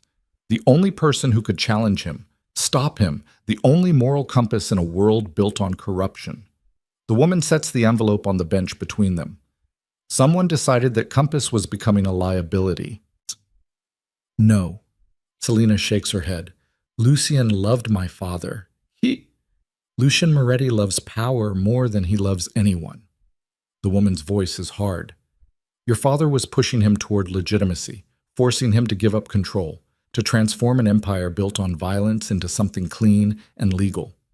That transformation threatened people who profit from the old ways." She leans closer. "So they removed the obstacle. They killed Adrian Vale and made it look like the Bratva was responsible. Now Lucien has an enemy to focus his rage on, a target that keeps him distracted from the truth." Selina's mind reels. She can't process this, can't make it fit with anything she knows. "Who are you, Psych?" she demands again. "I'm FBI." The woman pulls out a badge. "Special Agent Victoria Cross? I've been investigating Moretti's organization for 3 years. Your father was helping me." The revelation hits like a second bomb. "What?" "Adrian came to me 18 months ago, said he wanted immunity in exchange for information about Moretti's operations. He was planning to testify, to bring down the empire from the inside." Victoria's voice softens slightly. "He wanted out, Selina. He was tired of the violence, tired of protecting a man who kept slipping back into darkness. He wanted a clean life, a safe life. He wanted to be free." Tears stream down Selina's face. "I don't believe you." "You don't have to believe me. The evidence speaks for itself." Victoria taps the envelope. "Bank transfers from a shell company controlled by Moretti's second-in-command. Communications ordering the hit. Testimony from a witness who heard the order given. It's all there." "If you have all this evidence, why are you telling me? Why not just arrest everyone?" "Because we need more. We need someone on the inside, someone Lucien trusts." Victoria's eyes bore into her. "We need you." Selina laughs. The sound is broken and bitter. "You want me to betray him. I want you to finish what your father started. Adrian died trying to bring down Moretti's empire. He died believing that justice would prevail, that his sacrifice would mean something." Victoria's voice hardens. "Don't let his death be for nothing. Help us. Wear a wire. Gather evidence. Give us what we need to arrest everyone responsible." "And if I refuse?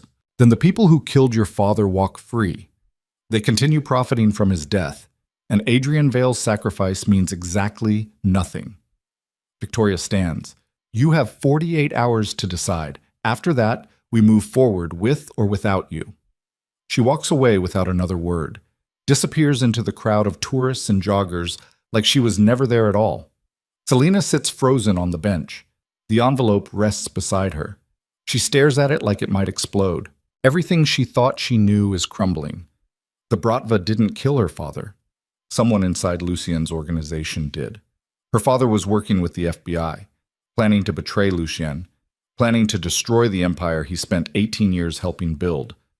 None of it makes sense. All of it makes terrible, perfect sense. Selena's hands shake as she picks up the envelope. She tears it open.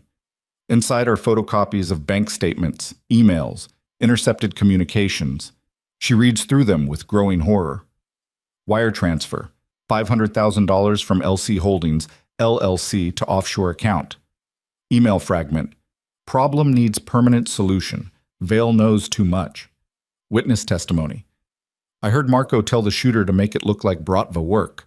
Marco Santini, Lucien's second in command, his oldest friend after Adrian, the man who handled security operations and managed the organization's most sensitive business. Marco ordered the hit. Marco killed her father. And Lucien either doesn't know or doesn't care. Selena's vision swims.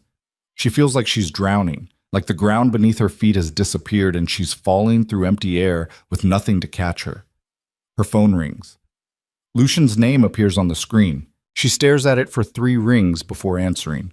Where are you? Lucien's voice is tight, controlled. I just got word that someone was asking questions about you at your father's apartment building. I need to know you're safe. I'm fine. The lie tastes like poison. I'm just walking, clearing my head. Come back to the tower, please. It's not safe for you to be alone right now. I need more time. Selena, please, Lucien, just give me a few more hours. Let me process everything. I'll come back tonight, I promise. Silence stretches between them.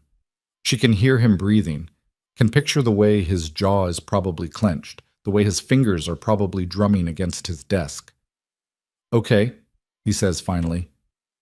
But check in every hour. Let me know you're alive. If you don't respond, I'm sending people to find you. I understand. And Selena, whatever you're dealing with, whatever you're thinking, you don't have to face it alone. I meant what I said. I'm here. For anything. The words cut deeper than any knife. Because either Lucien is a brilliant liar who orchestrated her father's murder, or he's an oblivious fool who let his own organization destroy the man he claimed to love most. She doesn't know which possibility is worse. I'll call you soon, she says. She ends the call before he can respond. The envelope sits heavy in her lap. Evidence that destroys everything her father asked her to believe. Evidence that proves Lucien Moretti's world is exactly as corrupt and dangerous as she always feared.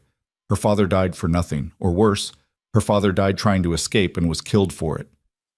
Selena's chest heaves. She gasps for air that won't come. The park spins around her. Tourists and joggers blur into meaningless shapes. She needs to think, needs to understand what this means, needs to decide what to do with information that could destroy Lucien completely or get her killed trying. The key to her father's safety deposit box burns in her pocket, the documentation Adrian left behind. 18 years of evidence against Lucien Moretti. She has 2 weapons now. Victoria's evidence proving Lucien's organization killed Adrian, and her father's documentation proving every crime Lucien ever committed. She could destroy him twice over, or she could walk into the lion's den and confront him with the truth. Selena stands on shaking legs. She shoves the envelope into her coat pocket alongside her father's letter. Then she hails a cab and gives the driver an address she memorized years ago, but never visited. Her father's apartment. The place where Adrian Vale lived when he wasn't protecting Lucien Moretti. The place he went to be himself instead of someone's conscience or moral compass. The place where maybe, just maybe, he left more answers. The cab drops her outside a modest building in a working-class neighborhood. Selena has her father's keys. She climbs 3 flights of stairs and unlocks apartment 3B. The space inside takes her breath away. It's small, neat, painfully ordinary. A kitchen with clean counters. A living room with worn furniture and family photographs on the walls. A bedroom visible through an open door. Everything is exactly as her father left it. Selena moves through the apartment slowly. Her fingers trail over surfaces. She studies the photographs. Her at various ages, her mother's wedding photo, Adrian in his security uniform looking young and proud. There's a desk in the corner of the living room, papers arranged in careful stacks, a laptop sitting closed. Everything organized with military precision. Selena sits at the desk, opens the laptop. The screen asks for a password. She tries several combinations. Her birthday, her mother's name, random dates that might mean something. Nothing works. Then she tries. Bright Eyes 2026. The laptop unlocks. Selena's throat tightens. Her father used her childhood nickname as his password, used it to protect whatever secrets he kept hidden on this device. She opens his email, scans through months of correspondence. Most of it is mundane. Bills, appointment confirmations, newsletters from various organizations. But buried in a folder marked Work, she finds something that makes her blood run cold. Email exchanges with Victoria Cross. Dozens of them. Her father really was working with the FBI. Selena reads through the correspondence with growing horror. Adrian laying out security protocols, describing Lucien's operations, identifying key players in the organization, providing bank account numbers and shipping manifests and names of corrupt officials on Moretti's payroll. He was building a case, methodically, comprehensively. He was preparing to destroy everything Lucien Moretti built.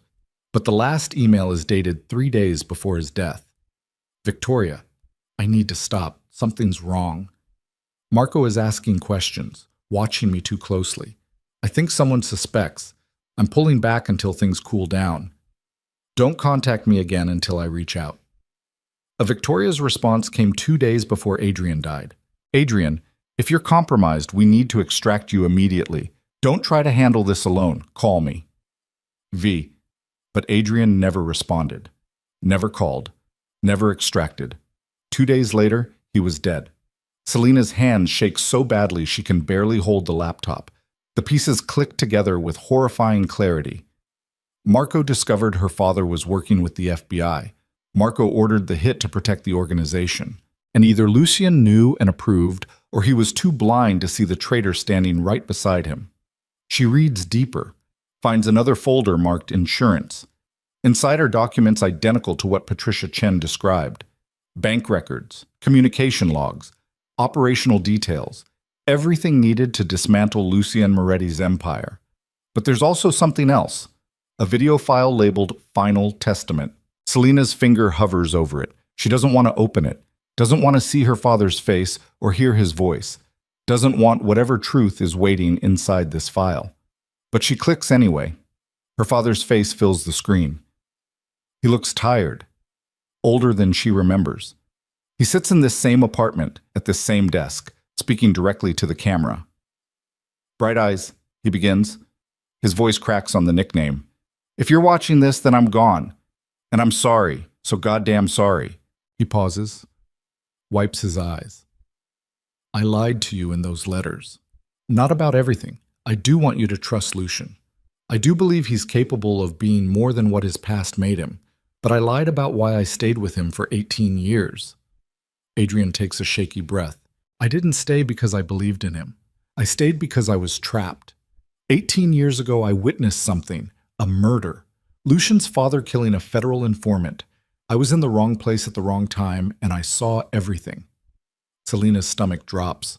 Lucien's father gave me a choice, Adrian continues. Work for him or die. So I worked. I told myself I was doing good, guiding Lucien towards something better, making a difference. But the truth is, I was a prisoner, a hostage who learned to love his captor. Tears streamed down his face in the video. Then 18 months ago, the FBI approached me, offered immunity, witness protection, a way out. And I took it, Bright Eyes. I took it because I was tired, so goddamn tired of being afraid, of lying to you about where I worked and what I did, of protecting a man who would never truly change. He leans closer to the camera. But I couldn't go through with it. I couldn't betray Lucien, because despite everything, despite the fear and the lies and the violence, I do love him. Like a son, like the family I never had besides you. So I stopped cooperating, told Victoria I was out. His voice hardens. Someone found out anyway. Marco Santini. He discovered I was talking to the FBI, and he decided I was too dangerous to keep alive. So he ordered the hit and made it look like enemy action. He killed me to protect the organization, to protect Lucian. Adrian's eyes bore through the screen. The files I left you, the documentation, the insurance, it's all real. Every crime, every operation, everything you need to bring down Lucian's empire. I'm giving you that power because you deserve to choose. To decide whether the man I died protecting is worth saving or worth destroying. He pauses. But Bright Eyes, before you decide, understand this. Lucian didn't know. He didn't order the hit. He didn't betray me. Marco acted alone because he believed he was protecting someone he loved from a traitor. Adrian's voice cracks. And maybe he was right. Maybe I was the traitor. Maybe I betrayed the man who gave me purpose and meaning and family when I had nothing else. He wipes his face. So you choose. Destroy Lucien for building a world that got me killed. Or save him because he never actually betrayed me. I betrayed him first. The video ends. Selena sits frozen. The laptop screen fades to black. Her father's final testament echoes through her mind. Marco ordered the hit. Lucien didn't know. Her father betrayed them first. And now she holds the power to decide who pays for what crime. The apartment is silent except for her ragged breathing. Outside the window, the city continues its evening routine. The sun sets somewhere behind gray clouds. Shadows lengthen across worn furniture. Selena's phone buzzes. A text from Lucien. Are you okay? You haven't checked in. I'm starting to worry. She stares at the message. Her father's face is burned into her mind. His voice loops through her thoughts. Lucien didn't know. Marco acted alone. You choose. Her fingers move across the screen before her brain catches up. I'm coming back to the tower. We need to talk. About everything. The response comes immediately. I'll be waiting. Selena closes the laptop, tucks her father's letters and the FBI evidence into her bag, stands on shaking legs and moves toward the door. She has two choices. Trust Victoria Cross. Wear a wire. Gather evidence against Lucian and help the FBI bring down his entire empire. Finish what her father started before fear made him stop. Or trust her father's final words. Believe that Lucien is innocent of Adrian's murder, that Marco is the real traitor, that the man her father died protecting deserves the chance to prove he's worth saving. The elevator ride down feels like descending into hell. Outside, Chicago has transformed into evening. Streetlights flicker on. Traffic thickens with rush hour. The city doesn't care about Selena Vale's impossible choice.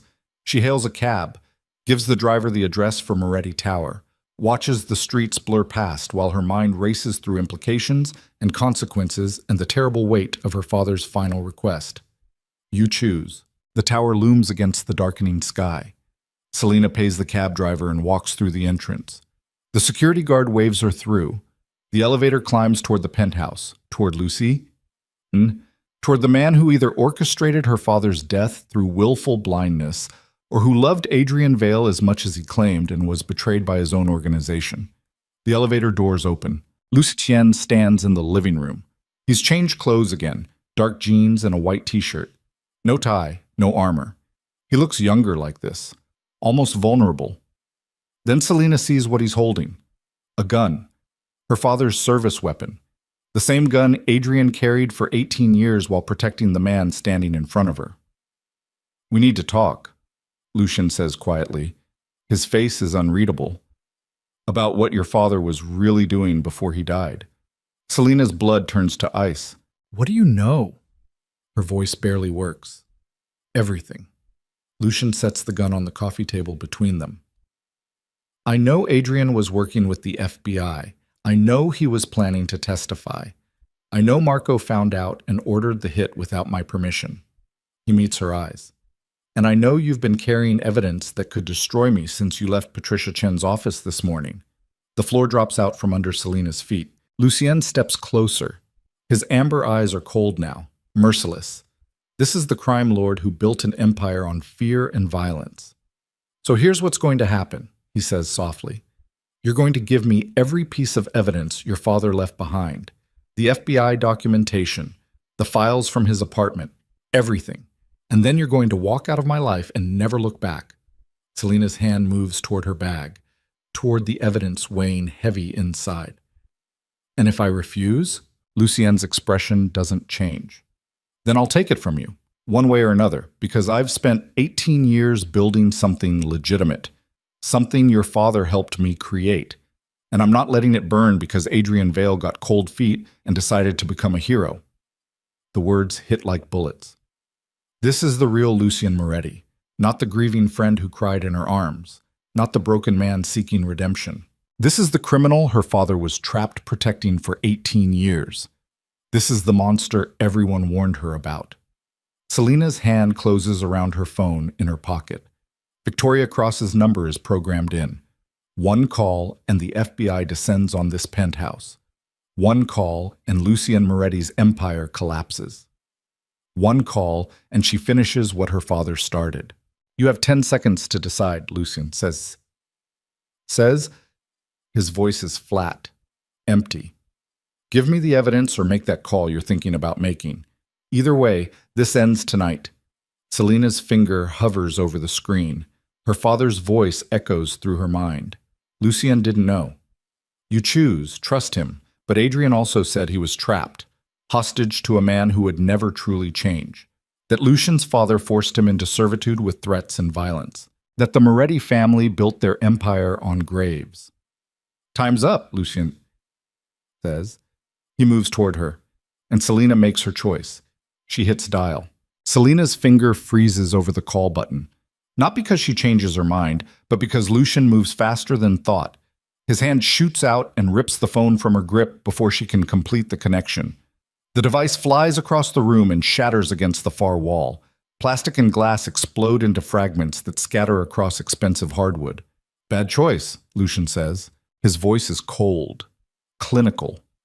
The warmth from their previous conversations has evaporated completely, replaced by something that makes Selina's blood run ice cold. She backs away. Her hand dives into her bag toward the evidence folders. If she can't call for help, maybe she can use the documentation as leverage. Bargaining power. But Lucien anticipates the move. He crosses the distance between them in 2 strides and yanks the bag from her shoulder. The strap tears. Papers spill across the floor. Her father's letters, the FBI evidence, photocopied bank statements. Everything. Exposed. You actually did it, Lucien says. He's staring at the scattered documents like they're evidence of a crime he can't quite believe. You actually brought everything here. All the proof. All the leverage. You walked right into my home and handed me the ammunition to destroy you. Selina's heart hammers. If you hurt me, the FBI will know. Victoria Cross is expecting me to check in. If I don't, Victoria Cross is a Fed who's been chasing my organization for 3 years without making a single arrest stick. Lucien's laugh is hollow. You think I don't know about her? You think I haven't had people watching her every move? She approached you in Millennium Park this afternoon. You sat on that bench for 11 minutes. She gave you an envelope and fed you a story about Marco ordering the hit. He kneels and picks up one of the FBI documents. She's not wrong, by the way. Marco did order it. He found out Adrian was cooperating with federal investigators and decided your father was too dangerous to let live. Lucien's jaw tightens. What Victoria didn't tell you is that I found out about Marco's betrayal 6 hours ago, right around the time you were reading your father's emails. Selina's breath stops.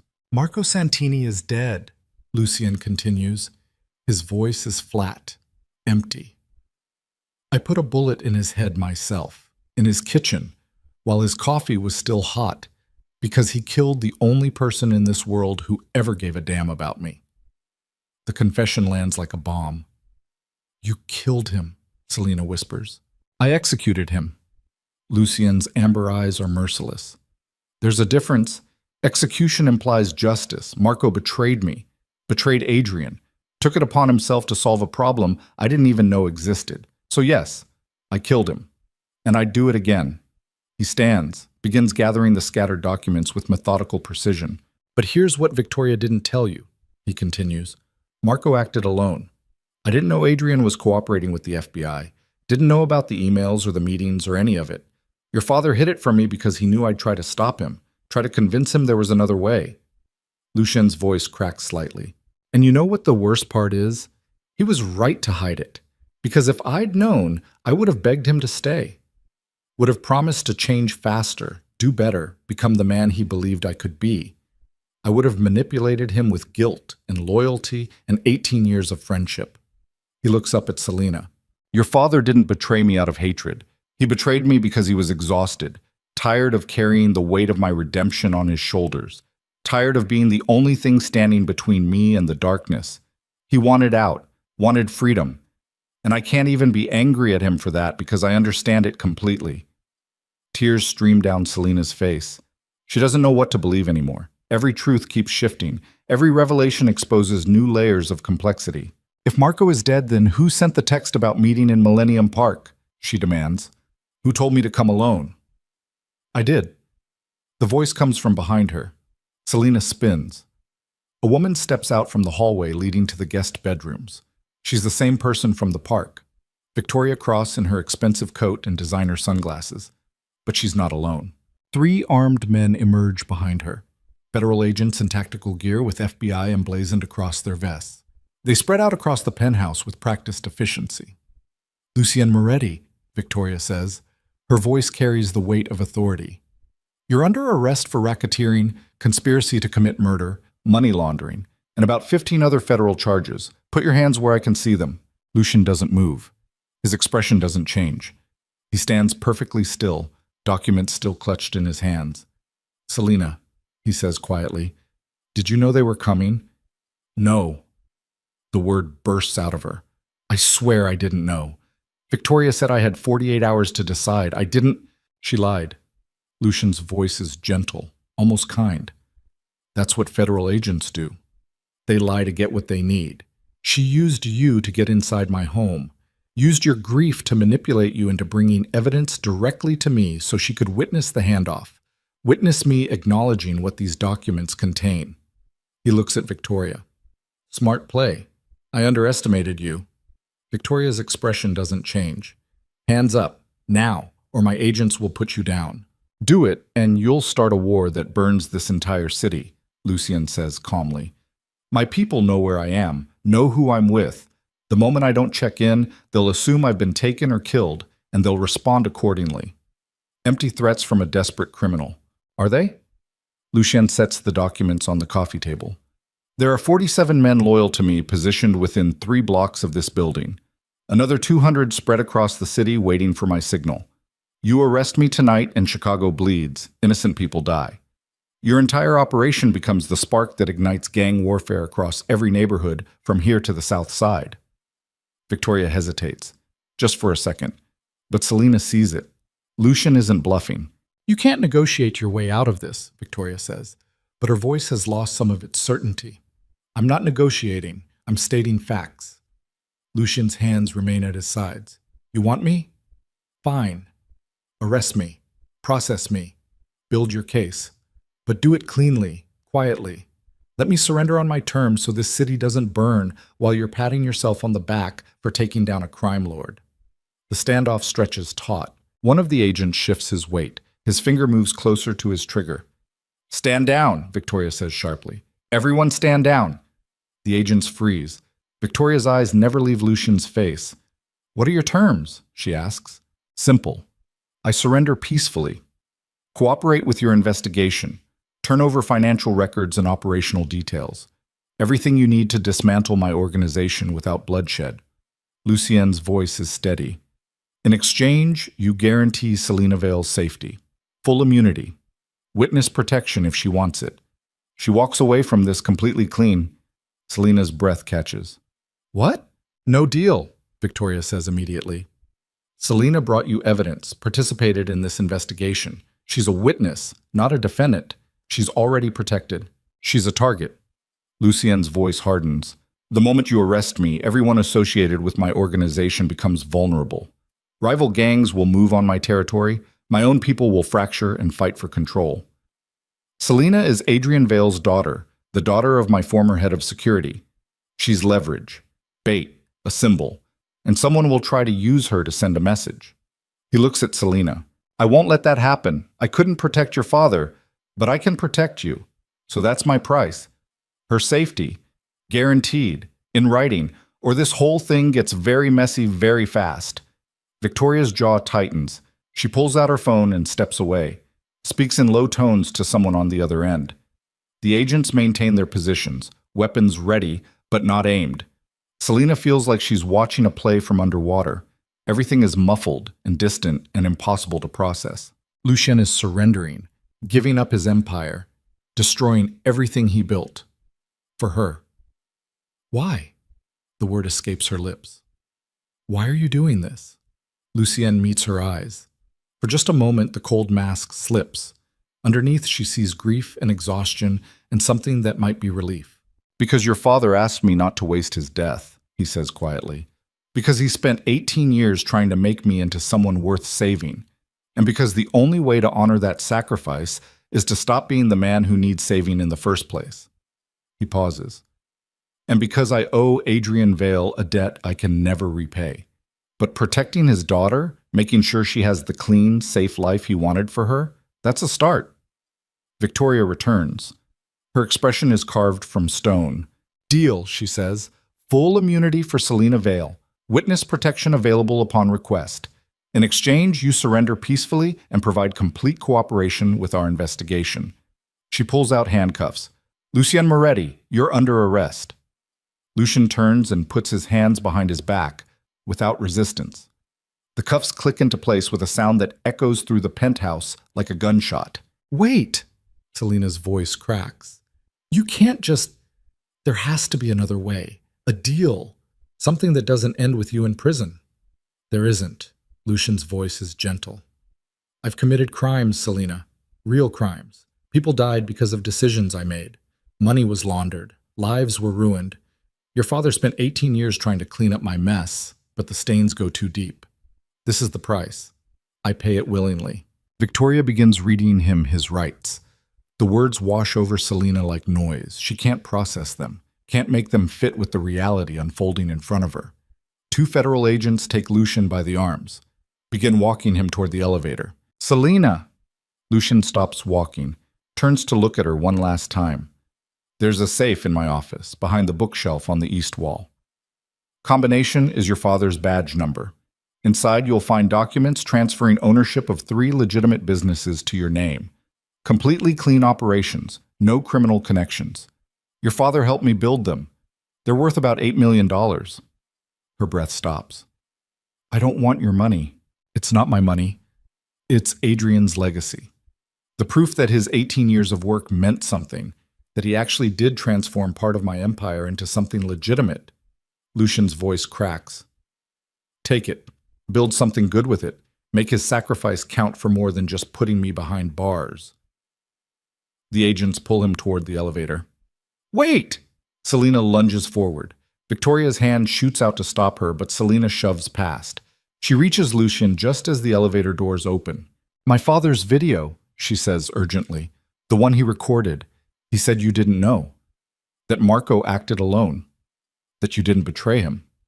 Lucien's eyes close briefly. I know.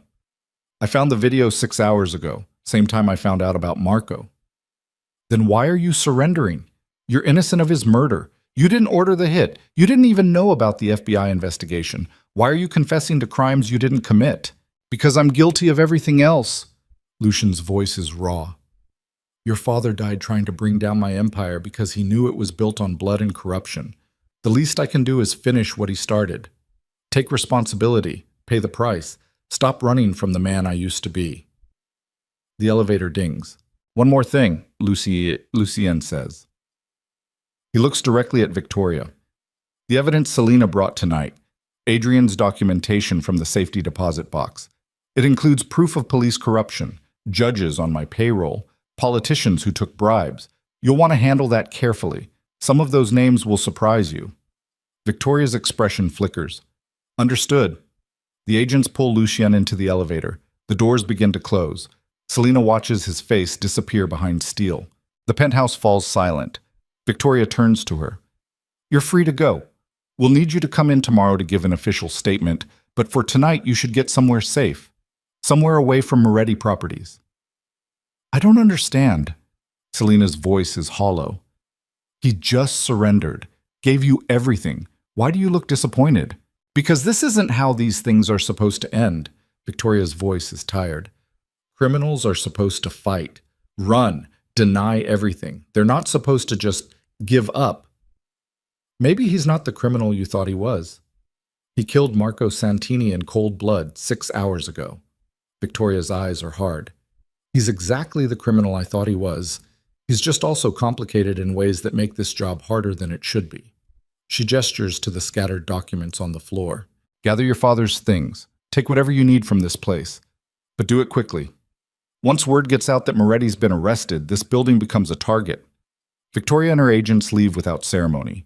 The penthouse door closes with a soft click. Selina stands alone in the massive space, surrounded by expensive furniture and city views and the ghost of her father's presence in every corner. She should leave, should run as far and fast as possible from this nightmare. But her feet carry her to Lucian's office instead. She finds the bookshelf on the east wall, pulls it aside to reveal a wall safe with an electronic keypad. Her father's badge number, 4782. The safe clicks open. Inside are documents exactly as Lucian described. Legal transfers of ownership for 3 businesses, a coffee shop chain, a construction company, a property management firm, all legitimate, all clean, all worth millions. But beneath the business documents is something else, a letter addressed to her in Lustien's handwriting. Selina's hands shake as she opens it. Selina, if you're reading this, then I've been arrested or killed or otherwise removed from the picture. Either way, I wanted you to have this explanation while my words still matter. Your father saved my life 19 years ago. Not by taking a bullet, that came later. He saved me by refusing to give up on someone everyone else had written off as irredeemable. He looked at a violent kid drowning in his father's legacy and saw potential worth nurturing. For 18 years, Adrian pushed me to be better, to build something legitimate, to transform violence into influence and influence into actual change. He never let me take the easy path, never let me fall back into old patterns without a fight. He was my conscience, my moral compass, my best friend. And I got him killed, not directly, not intentionally, but my world, the empire I built, the enemies I made, the darkness I could never fully escape, it consumed him anyway. Marco's betrayal was just the mechanism. The real cause was me, my choices, my past, my inability to completely leave behind the man I used to be.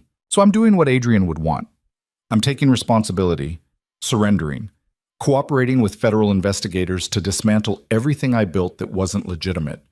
I'm paying the price so his death means something more than just another casualty in Chicago's endless gang warfare. But before I go, I need you to understand something.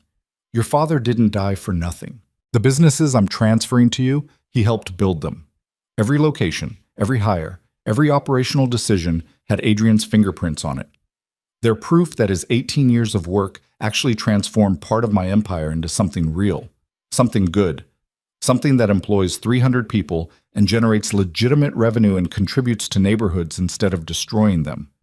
That's his legacy, not the violence, not the corruption, not the criminal organization that killed him. The proof that even broken people can build something worth saving if someone believes in them long enough.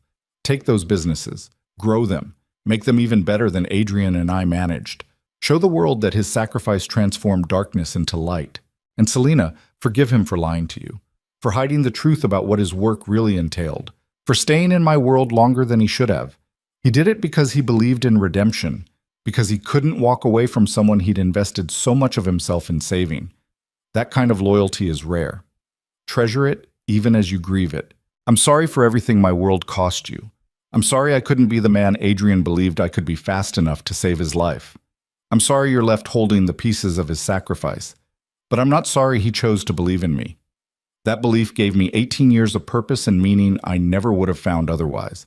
It gave me a friend when I deserved none. It gave me hope that even someone like me could change. Your father was the best man I ever knew. I'll spend the rest of my life trying to become worthy of his faith in me. Lucian Selina reads the letter 3 times.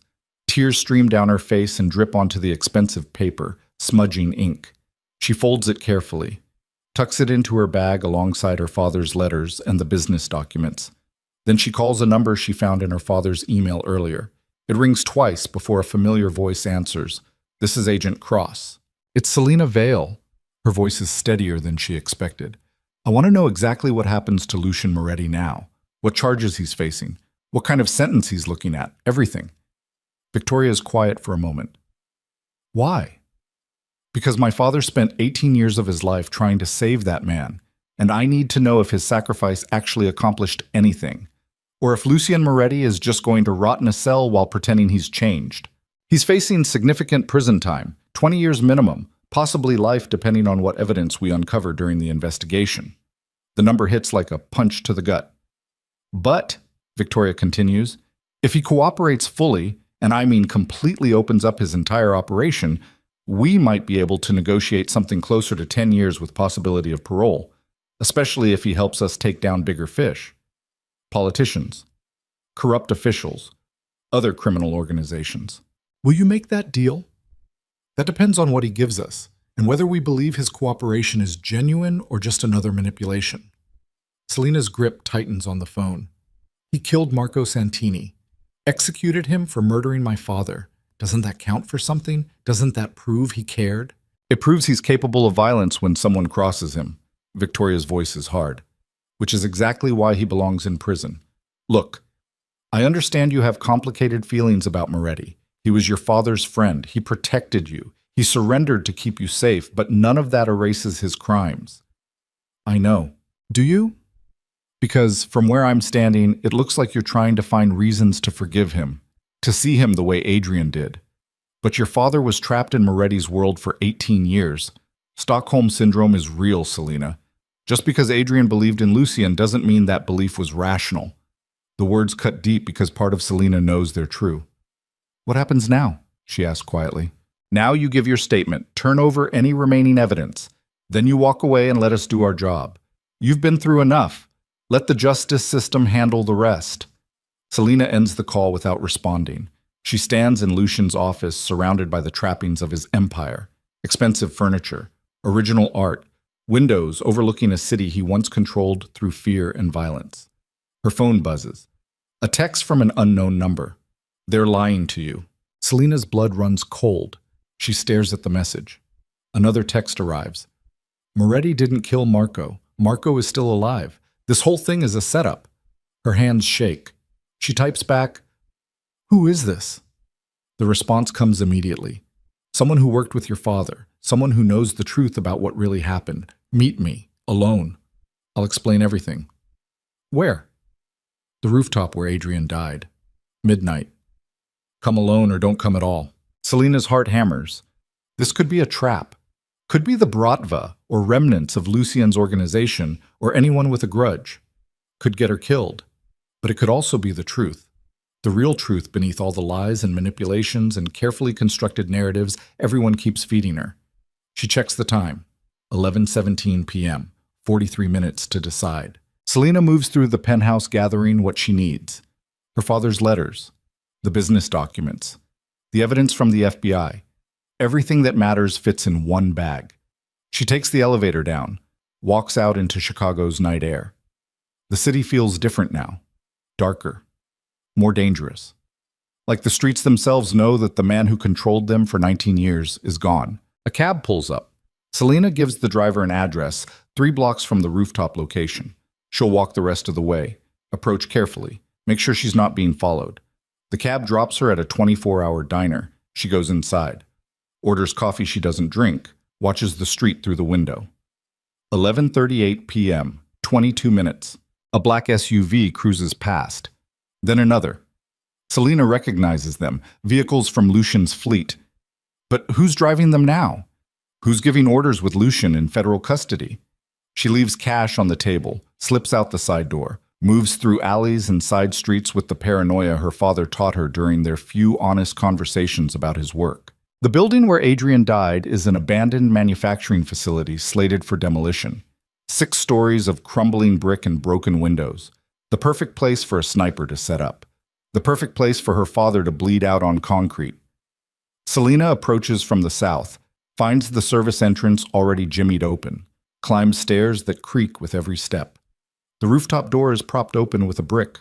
She steps out into cold night air. Chicago's skyline glitters in every direction. The same view her father saw before he died. "You came." The voice comes from the shadows near the northern edge. A man steps into moonlight. He's maybe 50, wearing an expensive suit and carrying himself with military precision. Selina recognizes him from photographs in her father's apartment. Thomas Chen, Adrian's former partner from his days as a cop, the friend who helped him transition into private security 19 years ago. Uncle Tommy? The childhood name slips out before she can stop it. She hasn't seen him in 15 years, not since her mother's funeral. Hello, Bright Eyes. His smile is sad. I'm sorry it took your father's death for me to reach out. I should have done it sooner. What are you doing here? What's this about Marco still being alive? Tommy's expression hardens. Everything you've been told is a lie. The FBI didn't arrest Lucien tonight. They never entered that penthouse. What you witnessed was theater. Selina's world tilts. What? Lucien Moretti is still free, still in control, still running his empire. Tommy pulls out his phone, shows her a photograph time-stamped 20 minutes ago. It shows Lucien standing in what looks like a warehouse, very much not in handcuffs, speaking to a group of armed men. Victoria Cross isn't FBI, Tommy continues. She's private intelligence, corporate espionage. She works for the Volkov Bratva. The revelation hits like a freight train. No, that's impossible. She had credentials, agents, tactical gear. All fake. All part of an elaborate con to get you to lead them to Adrian's documentation. To see what evidence your father left behind that could threaten their organization. Tommy's voice is gentle but firm. They played you, Selina. Used your grief to manipulate you into bringing everything directly to Lucien so they could see what he knew, what your father told him. Selina's knees buckle. She catches herself against the rooftop ledge. But the arrest, the surrender, Lucien confessed to everything. Did he? Or did he just play along with their theater to keep you safe? Tommy steps closer. Think about it. Victoria shows up with agents, threatens arrest. Lucien negotiates for your immunity. Then they take him away while you're left standing there with all the evidence. He pauses. But here's what doesn't make sense. If the FBI really arrested him, where are the booking photos, the press conference, the news coverage? It's been 3 hours. A crime lord of Lucien Moretti's profile getting arrested should be front-page news, but there's nothing. Complete media silence. Selina's mind races. She pulls out her phone. Searches for news about Lucien's arrest. Nothing. No alerts. No breaking news. No police statements. What's really happening? She whispers. War. Tommy's voice is grim. The Bratva used you to confirm what they suspected, that Adrian left evidence of their operations mixed in with documentation about Moretti. They needed to know what you had before making their move. Now that they know, they're preparing to strike. Strike what? Everything. Lucien's remaining operations, his legitimate businesses, anyone associated with him. Tommy's eyes bore into hers. Including you. A sound echoes from the stairwell. Footsteps. Multiple sets. Moving fast. Tommy's hand moves to a gun hidden under his jacket. We need to go, he says urgently. Right now. They followed you here. This whole thing was bait to separate you from Moretti's protection. Who followed me? The rooftop door slams open. 3 men emerge. Armed. Professional. They spread out with practiced efficiency. And in the center, wearing her expensive coat and designer sunglasses despite the darkness, walks Victoria Cross. Selina Vale, she says. Her voice is different now. Harder. No pretense of federal authority. You've been very difficult to track, very careful. Your father trained you well. Tommy raises his weapon. Back off, Victoria. The girl's under protection. Your protection, Victoria laughs.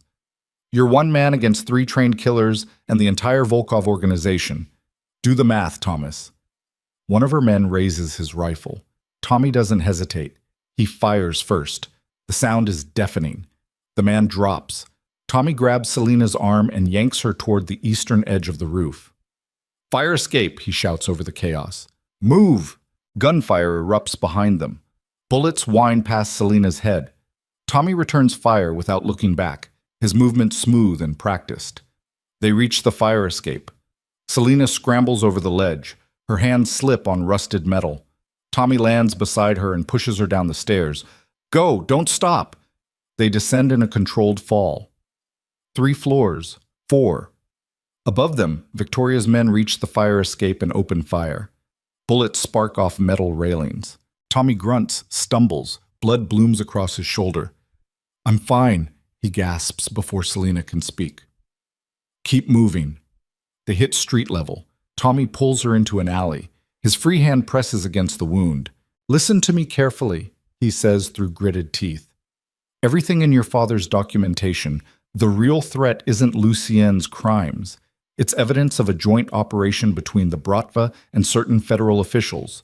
Money laundering through legitimate channels, politicians on both organizations' payrolls. Your father was killed because he discovered the Bratva wasn't just moving against Moretti. They were planning to take over his entire legitimate empire with government protection." Selina's mind reels. "How do you know all this?" "Because Adrian told me. 3 days before he died. He sent me copies of everything. Insurance in case something happened to him." Tommy's breathing is labored. "I've been investigating quietly, trying to figure out who I could trust.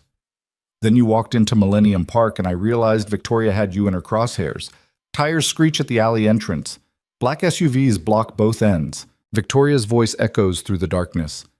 "There's nowhere left to run, Selina.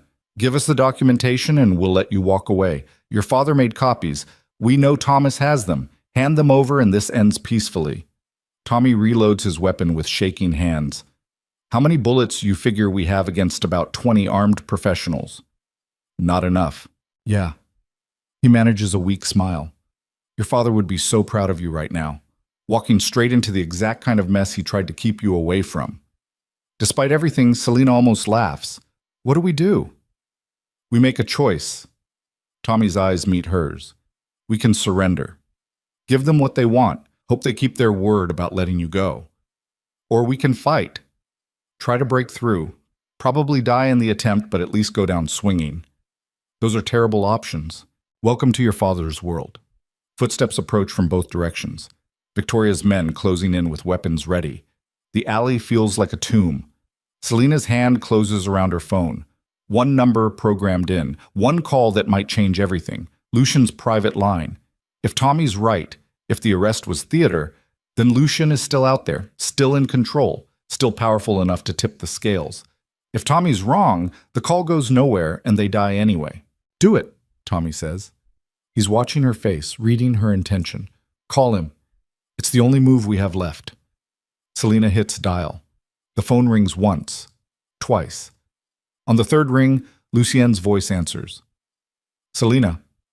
Just her name, but the way he says it, the relief mixed with fear, tells her everything. "I need help," she gasps. "Victoria Cross has me trapped. She's not FBI. She's working for the Bratva. They're going to kill me." "Where are you?" She gives him the address. 10 minutes, Lucien says. His voice is hard now, cold. The crime lord who built an empire on violence. "Hold position. Stay alive. I'm coming." The line goes dead. Victoria's voice cuts through the darkness. "Who did you call, Selina? The FBI? They're not coming. We have people inside every law enforcement agency in this city." "Not the FBI," Selina calls back. Her voice is steadier than she expected. "Someone who actually scares you." Silence. Then Victoria laughs. "You called Moretti. That's actually perfect. We can eliminate both of you at once." "You think he's coming alone?" Selina's heart hammers, but she keeps her voice confident. "You think the man who controlled this city for 19 years doesn't have an army at his fingertips?" More silence. Tommy grips her arm. "Whatever happens in the next 10 minutes, stay behind me. Don't try to be a hero. Your father would never forgive me if I let you die. He'd never forgive me if I let you die either." "I'm already dead." Tommy's smile is grim. "This shoulder wound is worse than it looks. I'm bleeding out slowly. Best I can do is buy you time." "No, not your choice, Bright Eyes." He squeezes her arm once. "Adrian saved my life 20 years ago. Let me return the favor by saving his daughter." Before Selina can argue, Tommy steps out of cover, raises his weapon. "You want to fight?" he shouts into the darkness. "Come and get one." Gunfire erupts. Tommy fires back with deadly precision. One of Victoria's men drops. Then another, but there are too many. Too much firepower. Bullets tear through Tommy's chest. He staggers but doesn't fall. Returns fire until his weapon clicks empty. Selina, he gasps. Blood pours from multiple wounds. Run, don't stop, don't look back. I'm not leaving you. You don't have a choice. Tommy collapses.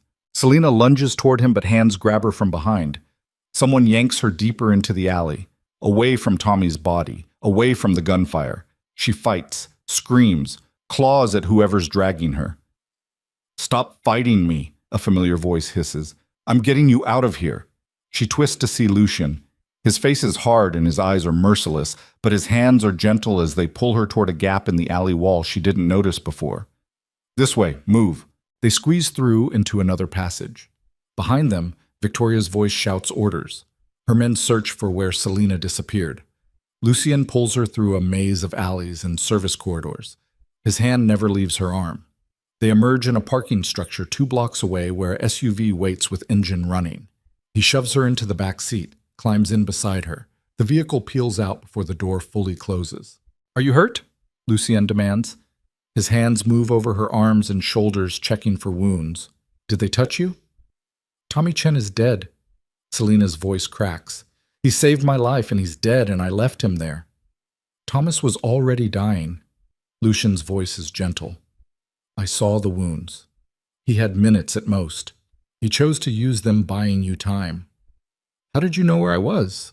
I had people following you since you left the tower. When you went to that rooftop, my entire security team went on high alert. Lucian's jaw tightens. I knew it was a trap. Knew Victoria would make her move. I just had to time my intervention carefully. The arrest was fake. Completely.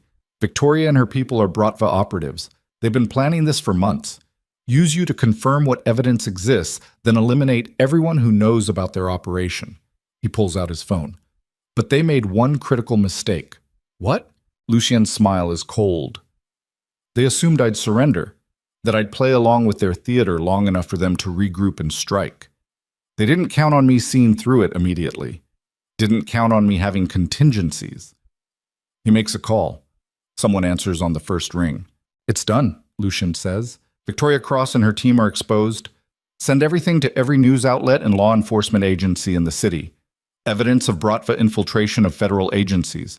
Names of corrupt officials. Bank records showing money laundering through government channels. Everything Adrian Vale documented before he died. He pauses. And make sure they know the source. Make sure everyone understands that Adrian Vale died uncovering the biggest corruption scandal in Chicago history. Make his name mean something. Lucian ends the call. What did you just do? Selina whispers. I finished what your father started. Lucian's voice is raw. I exposed the corruption he died investigating. I made sure his sacrifice wasn't for nothing. And I guaranteed that every person involved in his murder faces consequences. The SUV speeds through empty streets, heading toward the outskirts of the city, away from Moretti Tower, away from Victoria Cross and the Bratva, away from everything. Where are we going? Selina asks. Somewhere safe. Somewhere they can't reach you while this whole thing burns down. Lucian looks at her. His amber eyes are exhausted. I'm sorry. For all of it. For failing to protect your father. For dragging you into this nightmare. For every moment of pain my world has cost you. Stop apologizing. I can't. I won't. His voice cracks. Adrian Vale was the best man I ever knew, and I got him killed. I'll spend the rest of my life apologizing for that. Selina stares at him, at this dangerous man who surrendered his empire to protect her, who orchestrated an elaborate counter-operation to expose corruption her father died investigating, who just saved her life at significant risk to his own. Her father asked her to trust him. Maybe Adrian saw something she's only beginning to understand. What happens now? She asks quietly. Now the city burns. Lucian's voice is hard. The evidence goes public. Federal agencies start internal investigations. Politicians scramble. The Bratva loses their protection, and everyone who played a part in your father's death faces justice. He pauses. And you stay hidden until it's safe, until every threat is eliminated, until I can guarantee no one will use you as leverage ever again. How long will that take? Lucian meets her eyes. As long as it takes. The SUV continues through the night, carrying them away from the city, away from the violence. Away from everything except the impossible bond forged between two people who loved the same man enough to destroy empires in his memory. And somewhere in the darkness, Adrian Vale's sacrifice begins transforming into something that might actually be called justice. The safe house sits 40 miles outside Chicago in a town too small to have a name anyone remembers. It's a farmhouse that looks abandoned from the road. Peeling paint, sagging porch, windows covered with years of grime. But inside the space is clean and functional. Reinforced doors, security cameras. Enough supplies to last months if necessary. Selena stands at the kitchen window watching dawn break over empty fields. She hasn't slept. Can't sleep. Every time she closes her eyes, she sees Tommy Chen collapsing in that alley. Sees her father's face in the video he recorded. Sees Lucien being led away in handcuffs that turned out to be theater. Behind her, Lucien sits at the kitchen table with a laptop and 3 phones. He's been making calls and sending encrypted messages for the last 6 hours. Coordinating, planning, dismantling the Bratva's operation piece by piece. "It's done," he says finally. His voice is rough from exhaustion. Every news outlet in the city has the evidence. Federal prosecutors are already convening grand juries. The corruption scandal is front-page news. Selena doesn't turn around. And Victoria Cross? In the wind. She disappeared the moment the story broke, but she can't hide forever. Too many people want her head now, both sides of the law. Will she come after me? Lucien is quiet for a moment. Probably. Eventually. Which is why you need to disappear too. New identity, witness protection. The FBI, the real FBI this time, is already preparing paperwork. Now Selena turns. I'm not running. You don't have a choice. I always have a choice. Her voice is hard. My father spent 18 years trapped in your world because he thought he didn't have choices. I won't make the same mistake. Lucien's jaw tightens. Your father had choices. He chose to stay, chose to believe in me, chose to keep trying even when any rational person would have walked away. And it got him killed. The words land like a slap. Lucien flinches but doesn't look away. Yes, he says quietly. It did. Selena moves to the table, sits across from him.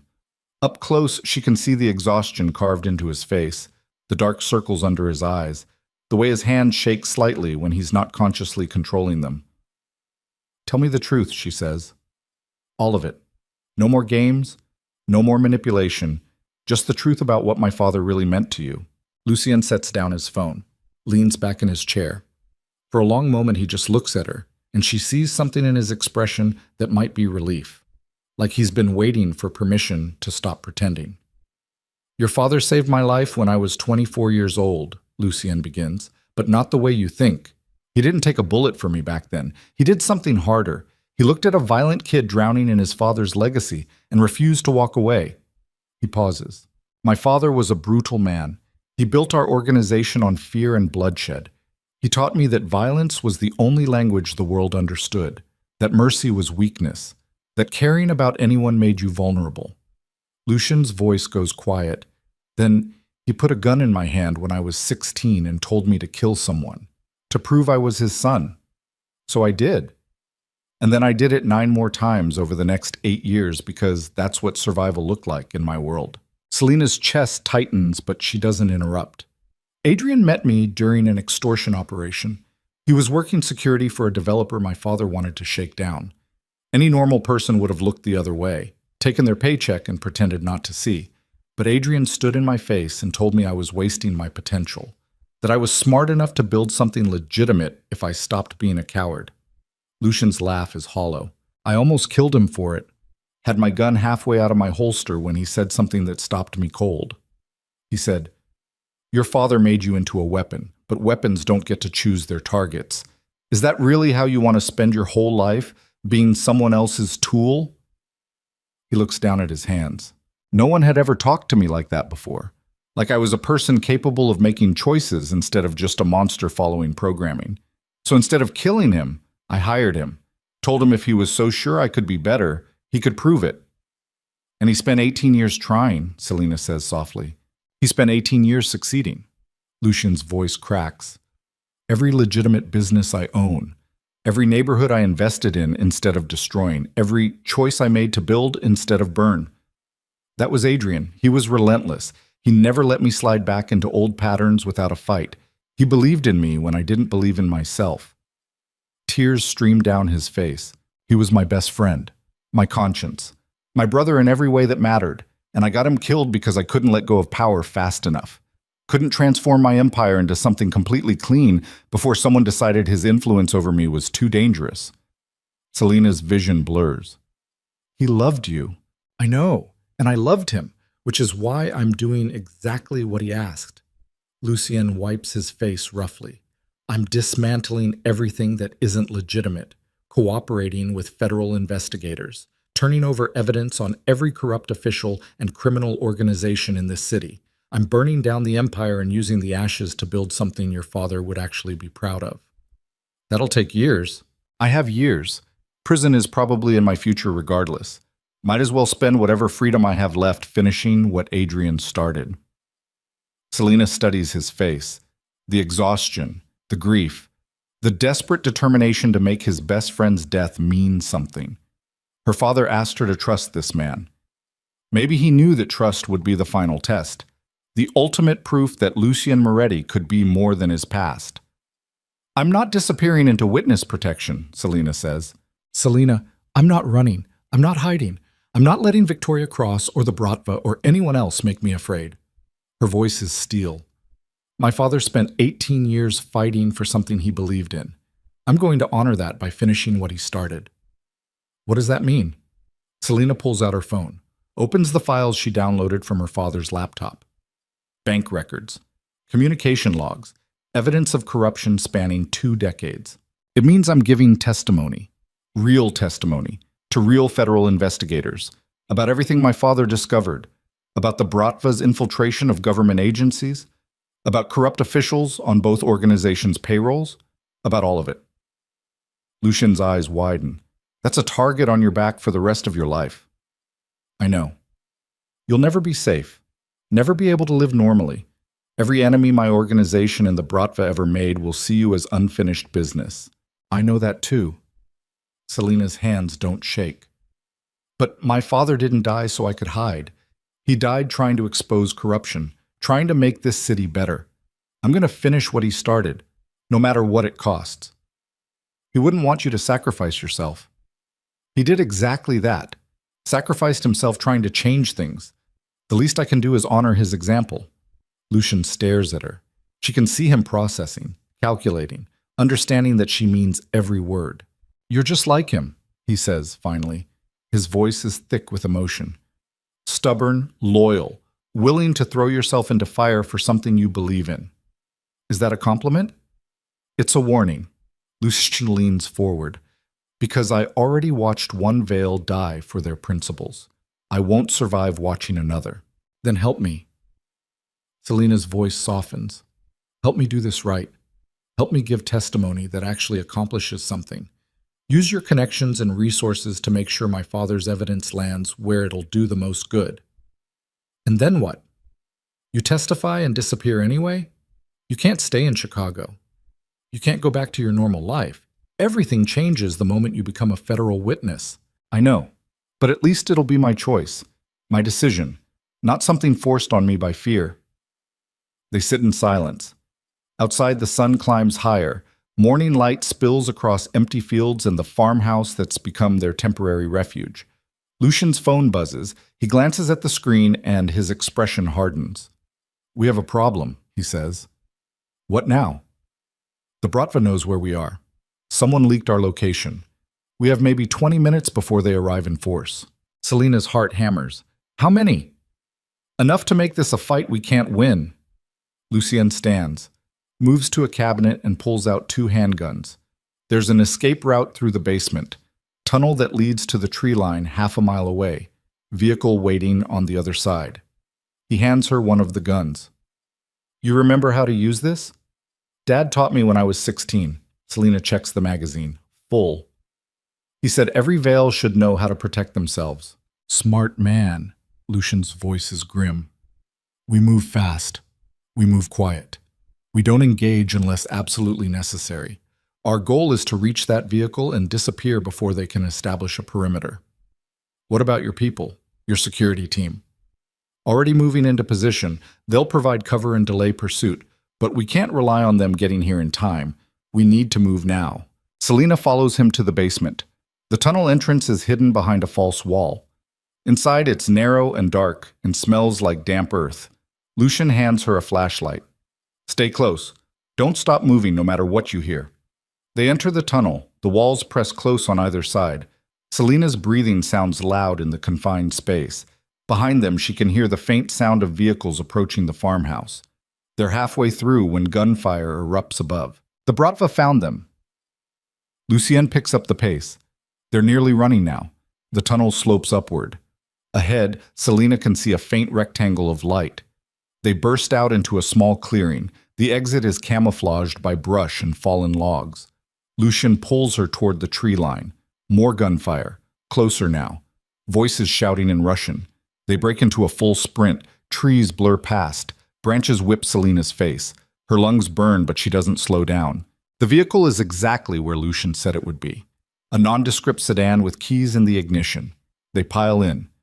Lucien guns the engine and the car lurches forward. Behind them, men emerge from the trees.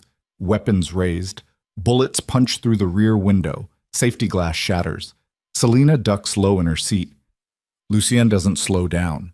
He navigates dirt roads with precision, putting distance between them and their pursuers. 5 minutes. 10. The gunfire fades. Finally, Lucien pulls onto a paved highway, merges with normal traffic, slows to exactly the speed limit. We're clear, he says. His knuckles are white on the steering wheel. For now. Selina sits up slowly. Her hands are shaking. Adrenaline crashes through her system, leaving exhaustion in its wake. They won't stop, she says quietly. Will they? No, they can't afford to. You have too much evidence, know too much. As long as you're alive, you're a threat to their entire operation. So what do we do? Lucien is quiet for a long moment. His jaw works like he's chewing on words he doesn't want to say. We end this, he says finally, permanently. No more running, no more hiding. We force a confrontation on our terms and eliminate the threat completely. How? We give them what they want. We let them think they've won, and then we destroy them from the inside. Selina's stomach drops. You want to use me as bait. I want to give you a chance to finish what your father started, to expose the corruption he died investigating, to make sure every person involved faces consequences. Lucien's voice is hard, but yes, that means putting you in danger, making you visible, drawing them out. And if it goes wrong, then we both die. But at least we die fighting instead of running. The car continues down the highway. Chicago's skyline appears in the distance. The city her father died protecting. The city that killed him for trying to make it better. Selina thinks about Tommy Chen bleeding out in an alley, about her father's video confession, about 18 years of sacrifice and loyalty and belief in redemption. Okay, she says, tell me the plan. Over the next 3 hours, Lucien lays it out. They'll leak Selina's location to the Bratva through channels that appear legitimate. Make it look like a federal safe house with minimal security. Draw Victoria Cross and her team into a trap. Meanwhile, real federal agents, ones Lucien has vetted personally through contacts who survived the corruption purge, will be waiting. Along with what remains of Lucien's security force. And enough firepower to end this permanently. It's risky, Lucien admits. A lot can go wrong. If Victoria suspects a trap, she won't come. If the feds don't arrive on time, we're outnumbered. If any of my people turn out to be compromised, I understand the risks. Selina cuts him off. When do we do this? Tonight, before they have time to regroup, before they can establish better intelligence on our movements. Where? Lucien pulls up a map on his phone, shows her a warehouse on the south side. Abandoned industrial complex, owned by one of my shell companies. Multiple entry points, good sight lines, easy to defend if things go sideways. Or easy to get trapped in. That too. They spend the rest of the day preparing. Lucien makes calls, coordinates with federal prosecutors, verifies that the agents participating are legitimate. Selina reviews her father's evidence one more time, memorizes names and dates and transactions, prepares to give testimony that will bring down half the power structure in Chicago. As sunset approaches, Lucian looks at her across the safe house kitchen table. You can still change your mind, he says quietly. You can disappear into witness protection. Live a quiet life somewhere far away. Let other people finish this fight. Could you? Selina meets his eyes. If you were in my position, could you walk away? Lucien's smile is sad. No, I couldn't. Then you know why I have to see this through. They drive to the warehouse as darkness falls. Lucien's security team is already in position.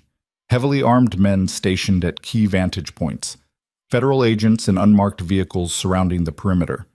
Inside the warehouse, Lucien sets up in what used to be the main office. Windows overlooking the floor below. 2 exits. Defensible, but not impossible to breach. The leak went out an hour ago, he says. If Victoria took the bait, she'll move fast. Probably within the next 2 hours. Selina checks her weapon, the same gun her father carried for 18 years. Lucien gave it to her before they left the safe house. Said Adrian would want her to have it. Are you scared? Lucien asks. Terrified. Good. Fear keeps you sharp, keeps you alive. Is that what my father taught you? Among other things, Lucien's voice softens. He also taught me that some things are worth dying for. That sacrifice isn't weakness if it's in service of something bigger than yourself. That the measure of a person isn't their past, but what they choose to do with their future. He looks at her. Adrian Vale was the best man I ever knew. And you're exactly like him. Same stubborn loyalty. Same refusal to back down from what's right. Same willingness to throw yourself into fire for people you love. Tears sting Selina's eyes. He loved you too. Despite everything. Despite the violence and the crimes and all of it. He loved you like family. I know. Which is why I'm going to make sure you survive tonight, no matter what it costs me. That's not the deal. It's the only deal I'm willing to make. Lucien's voice is firm. Your father protected me for 18 years. Tonight, I protect his daughter. That's how this story ends. Before Selina can argue, Lucien's phone buzzes. He glances at the screen and his expression hardens. They're here. 3 vehicles, 12 hostiles. Victoria Cross is leading them personally. Are the feds in position? Yes. But they won't move until Victoria's people are inside. We need clear evidence of intent. Criminal action. Can't arrest them for just showing up. So we wait. The next 10 minutes feel like hours. Selina watches through the office window as 3 black SUVs pull into the warehouse lot. Doors open. Armed figures emerge, moving with military precision. Victoria Cross steps out last. Even from this distance, Selina recognizes her. The expensive coat, the designer sunglasses, the absolute confidence of someone who believes they've already won. FBI, drop your weapons! The shout comes from outside. Federal agents emerging from concealment, surrounding the Bratva team with overwhelming force. For a moment, everything freezes. Then Victoria draws her weapon. Gunfire erupts. The warehouse explodes into chaos. Federal agents and Bratva operatives exchange fire. Lucien's security team joins the fight. Bullets tear through metal and concrete. The sound is deafening. Lucien pulls Selina away from the window. Stay down. Let them handle this. But Victoria's people are well trained, disciplined. They don't panic. Instead, they execute a flanking maneuver. Half their team engages the federal agents while the other half breaks toward the warehouse entrance, toward the office where Selina and Lucien are hiding. She's coming for you, Lucien says. His voice is eerily calm. She knows you're the real target. Everything else is just noise. He positions himself at the door, gun raised, ready. Footsteps echo on the metal stairs, getting closer. Selina Vale, Victoria's voice calls out. I know you're in there. Come out now and I promise you'll die quickly. Make me come in after you and it'll be much worse. Lucien doesn't respond. His finger rests on the trigger. The door explodes inward. Flash grenade. The room fills with blinding light and concussive force. Lucien fires through the smoke. Once. Twice. Someone screams. Then Victoria is inside, moving like a ghost, her weapon trained on Lucien. Drop it, she says. Lucien doesn't lower his gun. Victoria shoots him. The bullet catches Lucien in the shoulder. He staggers but doesn't fall. Returns fire. Victoria dives behind a desk. Selena moves without thinking. She raises her father's gun, aims at Victoria's last position, fires 3 times. 1 bullet finds its mark. Victoria cries out, collapses from behind the desk. Blood spreads across her expensive coat. Selena approaches slowly, weapon still raised. Victoria is clutching her side. Her designer sunglasses are cracked. Blood stains her perfect teeth. "You have your father's aim," Victoria gasps. "He would be proud." "Don't talk about my father." Selena's voice is cold. "You don't get to say his name." Adrian Vale was a good man, better than he deserved to be, working for scum like Moretti. Victoria's laugh is wet. "But good men die just as easily as bad ones. Lesson learned." "Why did you kill him?" The question tears out of Selena. What did he do to deserve being shot like an animal? He knew too much, discovered the operation we'd spent years building. If he'd testified, the entire corrupt network would have collapsed. Politicians we own, judges on our payroll, federal agents who look the other way. Victoria coughs blood. He was a threat, so we eliminated him. You eliminated a hero. No such thing, just people who haven't been killed yet. Selena's finger tightens on the trigger. It would be so easy. 1 bullet, justice for her father, for Tommy Chen, for everyone Victoria's organization has destroyed. "Do it," Victoria says. Her eyes glitter with pain and something that might be respect. "Finish it. Prove you're your father's daughter." Selena's hand shakes. The gun feels impossibly heavy. Behind her, Lucien speaks. His voice is rough from pain but steady. "Don't," he says. "Don't become what they are. Your father would want better for you." "My father is dead because of her."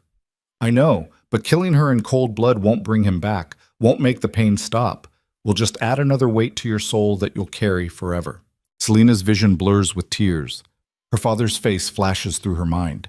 Not the corpse on the medical examiner's table, but Adrian alive, smiling, calling her bright eyes, and believing she could be better than the violence surrounding them. She lowers the gun. "Federal agents are outside," she says to Victoria. "They'll take you into custody. You'll face trial for corruption, murder, everything. You'll spend the rest of your life in prison." Victoria's laugh is bitter. "You think prison holds people like me? I'll be out in 2 years, maybe less, and then I'll find you. I'll finish what I started. Then I'll be ready." Footsteps pound up the stairs. Federal agents burst into the office.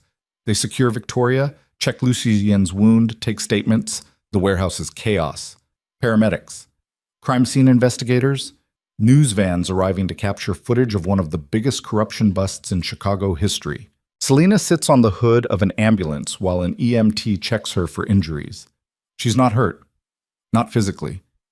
But something inside her feels fundamentally changed. She killed someone tonight, shot Victoria Cross in self-defense, but still took a life. The weight of it settles on her shoulders like concrete. Lucien appears beside her. His shoulder is bandaged and his arm is in a sling, but he's walking. The EMT tried to make him sit, but he refused. "How are you holding up?" he asks. "I don't know." Selena's voice is hollow. "I keep waiting to feel something, satisfaction, relief, anything. But I just feel empty." "That's normal. Taking a life, even in self-defense, it changes you. Your father struggled with it for years after his first shooting as a cop. Did he ever get past it? He learned to live with it, found ways to make the weight bearable." Lucien sits beside her. "He told me once that the key was remembering why you did it, what you were protecting, who you were saving." Selena looks at him. "I was protecting you." "I know, and I'll spend the rest of my life making sure that sacrifice meant something." They sit in silence watching federal agents load Victoria Cross into an ambulance. She's alive, wounded but stable. She'll face trial. Multiple counts of murder, corruption, racketeering. The evidence Selena's father gathered will ensure she never sees freedom again. "It's over," Lucien says quietly. "Victoria's arrested. The Bratva's operation is exposed. Corrupt officials are being rounded up. Your father's evidence is doing exactly what he hoped it would." "What about you?" Selena asks. "What happens to Lucien Moretti now?" "Now I keep my promise. I cooperate with federal investigators, turn over everything, help dismantle the criminal infrastructure your father spent 18 years trying to reform." He pauses. "I'll probably go to prison, 5 years, maybe 10, but I'll come out the other side as someone your father would actually be proud of. He was already proud of you. Lucien's eyes close briefly. I hope so. A federal prosecutor approaches. A woman in her 40s with sharp eyes and a no-nonsense demeanor. She introduces herself as Sarah Martinez. Ms. Vale, she says, I need to take your statement. Everything that happened tonight, everything your father documented, all of it. Selena stands. I'm ready. This will take hours, possibly days. The evidence your father gathered is extensive. It implicates dozens of people across multiple agencies. This is going to be the biggest corruption case in Chicago history. I understand. Sarah looks at Lucien. Mr. Moretti, you'll need to come with us as well. We have questions about your organization's involvement. I'll answer everyone. Lucien stands, meets Selena's eyes one last time. Thank you for trusting me, for finishing what Adrian started, for being exactly who your father believed you could be. Thank you for protecting me, for honoring your promise to him. They're led to separate vehicles, separate destinations. The beginning of a process that will take months, maybe years. But as Selena sits in the back of a federal car watching Chicago's skyline approach, she feels something shift inside her chest. Not peace, not yet, but purpose. Her father died trying to make this city better, died believing that corruption could be exposed and justice could prevail, died hoping his sacrifice would mean something. Selena will make sure it does. 18 months later. The sun rises over Lake Michigan, painting the water gold and pink. Selena stands at the shoreline with her hands wrapped around a cup of coffee.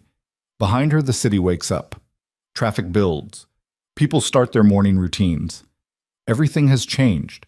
Victoria Cross is serving 30 years in a federal supermax. The corruption scandal her arrest exposed brought down 17 politicians, 23 law enforcement officials, and dismantled one of the largest criminal networks in the Midwest. Adrian Vale's name is everywhere. Hero cop turned private security, the man who died exposing corruption. Schools and community centers are being named after him. His story is taught in criminal justice courses. His sacrifice meant something. Lucien Moretti is serving 7 years in a medium security facility downstate. He cooperated fully with investigators, turned over everything, helped prosecute the last remnants of the Bratva's operation. The judge took his cooperation into account during sentencing. Selena visits him once a month. They talk about her father, about the legitimate businesses she's running using the money Lucien transferred to her, about how the city is changing, healing. He tells her about the classes he's taking, business administration, criminal justice reform, how to help ex-offenders reintegrate into society. He's planning for a future where his past doesn't define him. Sometimes they talk about what comes next, when he's released, what role he might play in the empire they're transforming from criminal enterprise into something legitimate, something Adrian would actually be proud of. Other times they just sit in silence, two people bound together by loss and loyalty and the impossible burden of honoring a good man's memory. The businesses her father helped build are thriving. 300 employees across coffee shops, construction projects, and property management, all legitimate. All clean, all contributing to neighborhoods that desperately need investment. Selena has poured everything into them. Her creativity, her determination, her father's unwavering belief that broken things can be made whole if someone cares enough to try. She's not the same person she was 18 months ago. The grief is still there, crushing and absolute, but it's evolved into something else, something that drives her forward instead of pulling her under. Her phone buzzes. A text from an unknown number. She almost deletes it. Then she sees the message. Hi, Bright Eyes. Don't freak out, it's safe. I needed you to know I kept my promise. The man who hired the shooter to kill me is in custody. Real custody this time. Federal agents arrested Dmitry Volkov this morning. They found evidence connecting him to Marco Santini's original order. Justice is slow, but it arrives eventually. Your father would be proud of you. I know I am. L. Selena reads the message 3 times. Lucien isn't supposed to have access to phones in prison, but apparently some rules are more flexible than others. She types back, "Thank you for everything. See you next month." The response comes immediately. Looking forward to it. Say hi to Adrian for me. Selena tucks her phone away, turns to walk back toward the city. But first she makes a detour. Oak Hill Cemetery sits on the north side, rolling green hills dotted with headstones and monuments. She knows the way by heart now. Section 14, row 7, third marker from the oak tree. Adrian Vale's headstone is simple black granite. His name, his dates. And below that, the words Selena chose, hero, father, friend. His sacrifice changed everything. She kneels beside the grave, sets down fresh flowers, white roses, her father's favorite. "Hey, Dad," she says quietly. "I know it's been a while. Things have been busy. The businesses are growing. We opened 2 new locations last month, hired 40 people, most of them from neighborhoods you used to protect." A bird calls somewhere in the trees. "Lucien's doing okay. Better than okay, actually. He's taking it seriously. The rehabilitation, the education, the whole transformation thing you spent 18 years working toward. I think he's finally becoming the man you always believed he could be." She pauses. "I miss you every single day. I miss your terrible jokes and your Sunday morning pancakes and the way you called me Bright Eyes even when I was 30 years old. I miss your voice and your laugh and the way you made everything feel safe even when the world was falling apart." Tears stream down her face. "But I understand now. Why you stayed with Lucien. Why you believed in him. Why you sacrificed so much trying to save someone everyone else had written off. Because some people are worth saving. And the act of believing in them, of refusing to give up even when it's hard, that changes the world." She stands, wipes her eyes. "I'm going to keep building what you started, Dad. I'm going to make sure your death wasn't for nothing. I'm going to transform everything you and Lucien built into something that actually helps people instead of hurting them." The morning sun climbs higher. Light spills across the cemetery in golden waves. "I love you," Selena whispers. "Always." She walks back toward the city, toward the businesses bearing her father's name, toward the future he sacrificed everything to give her.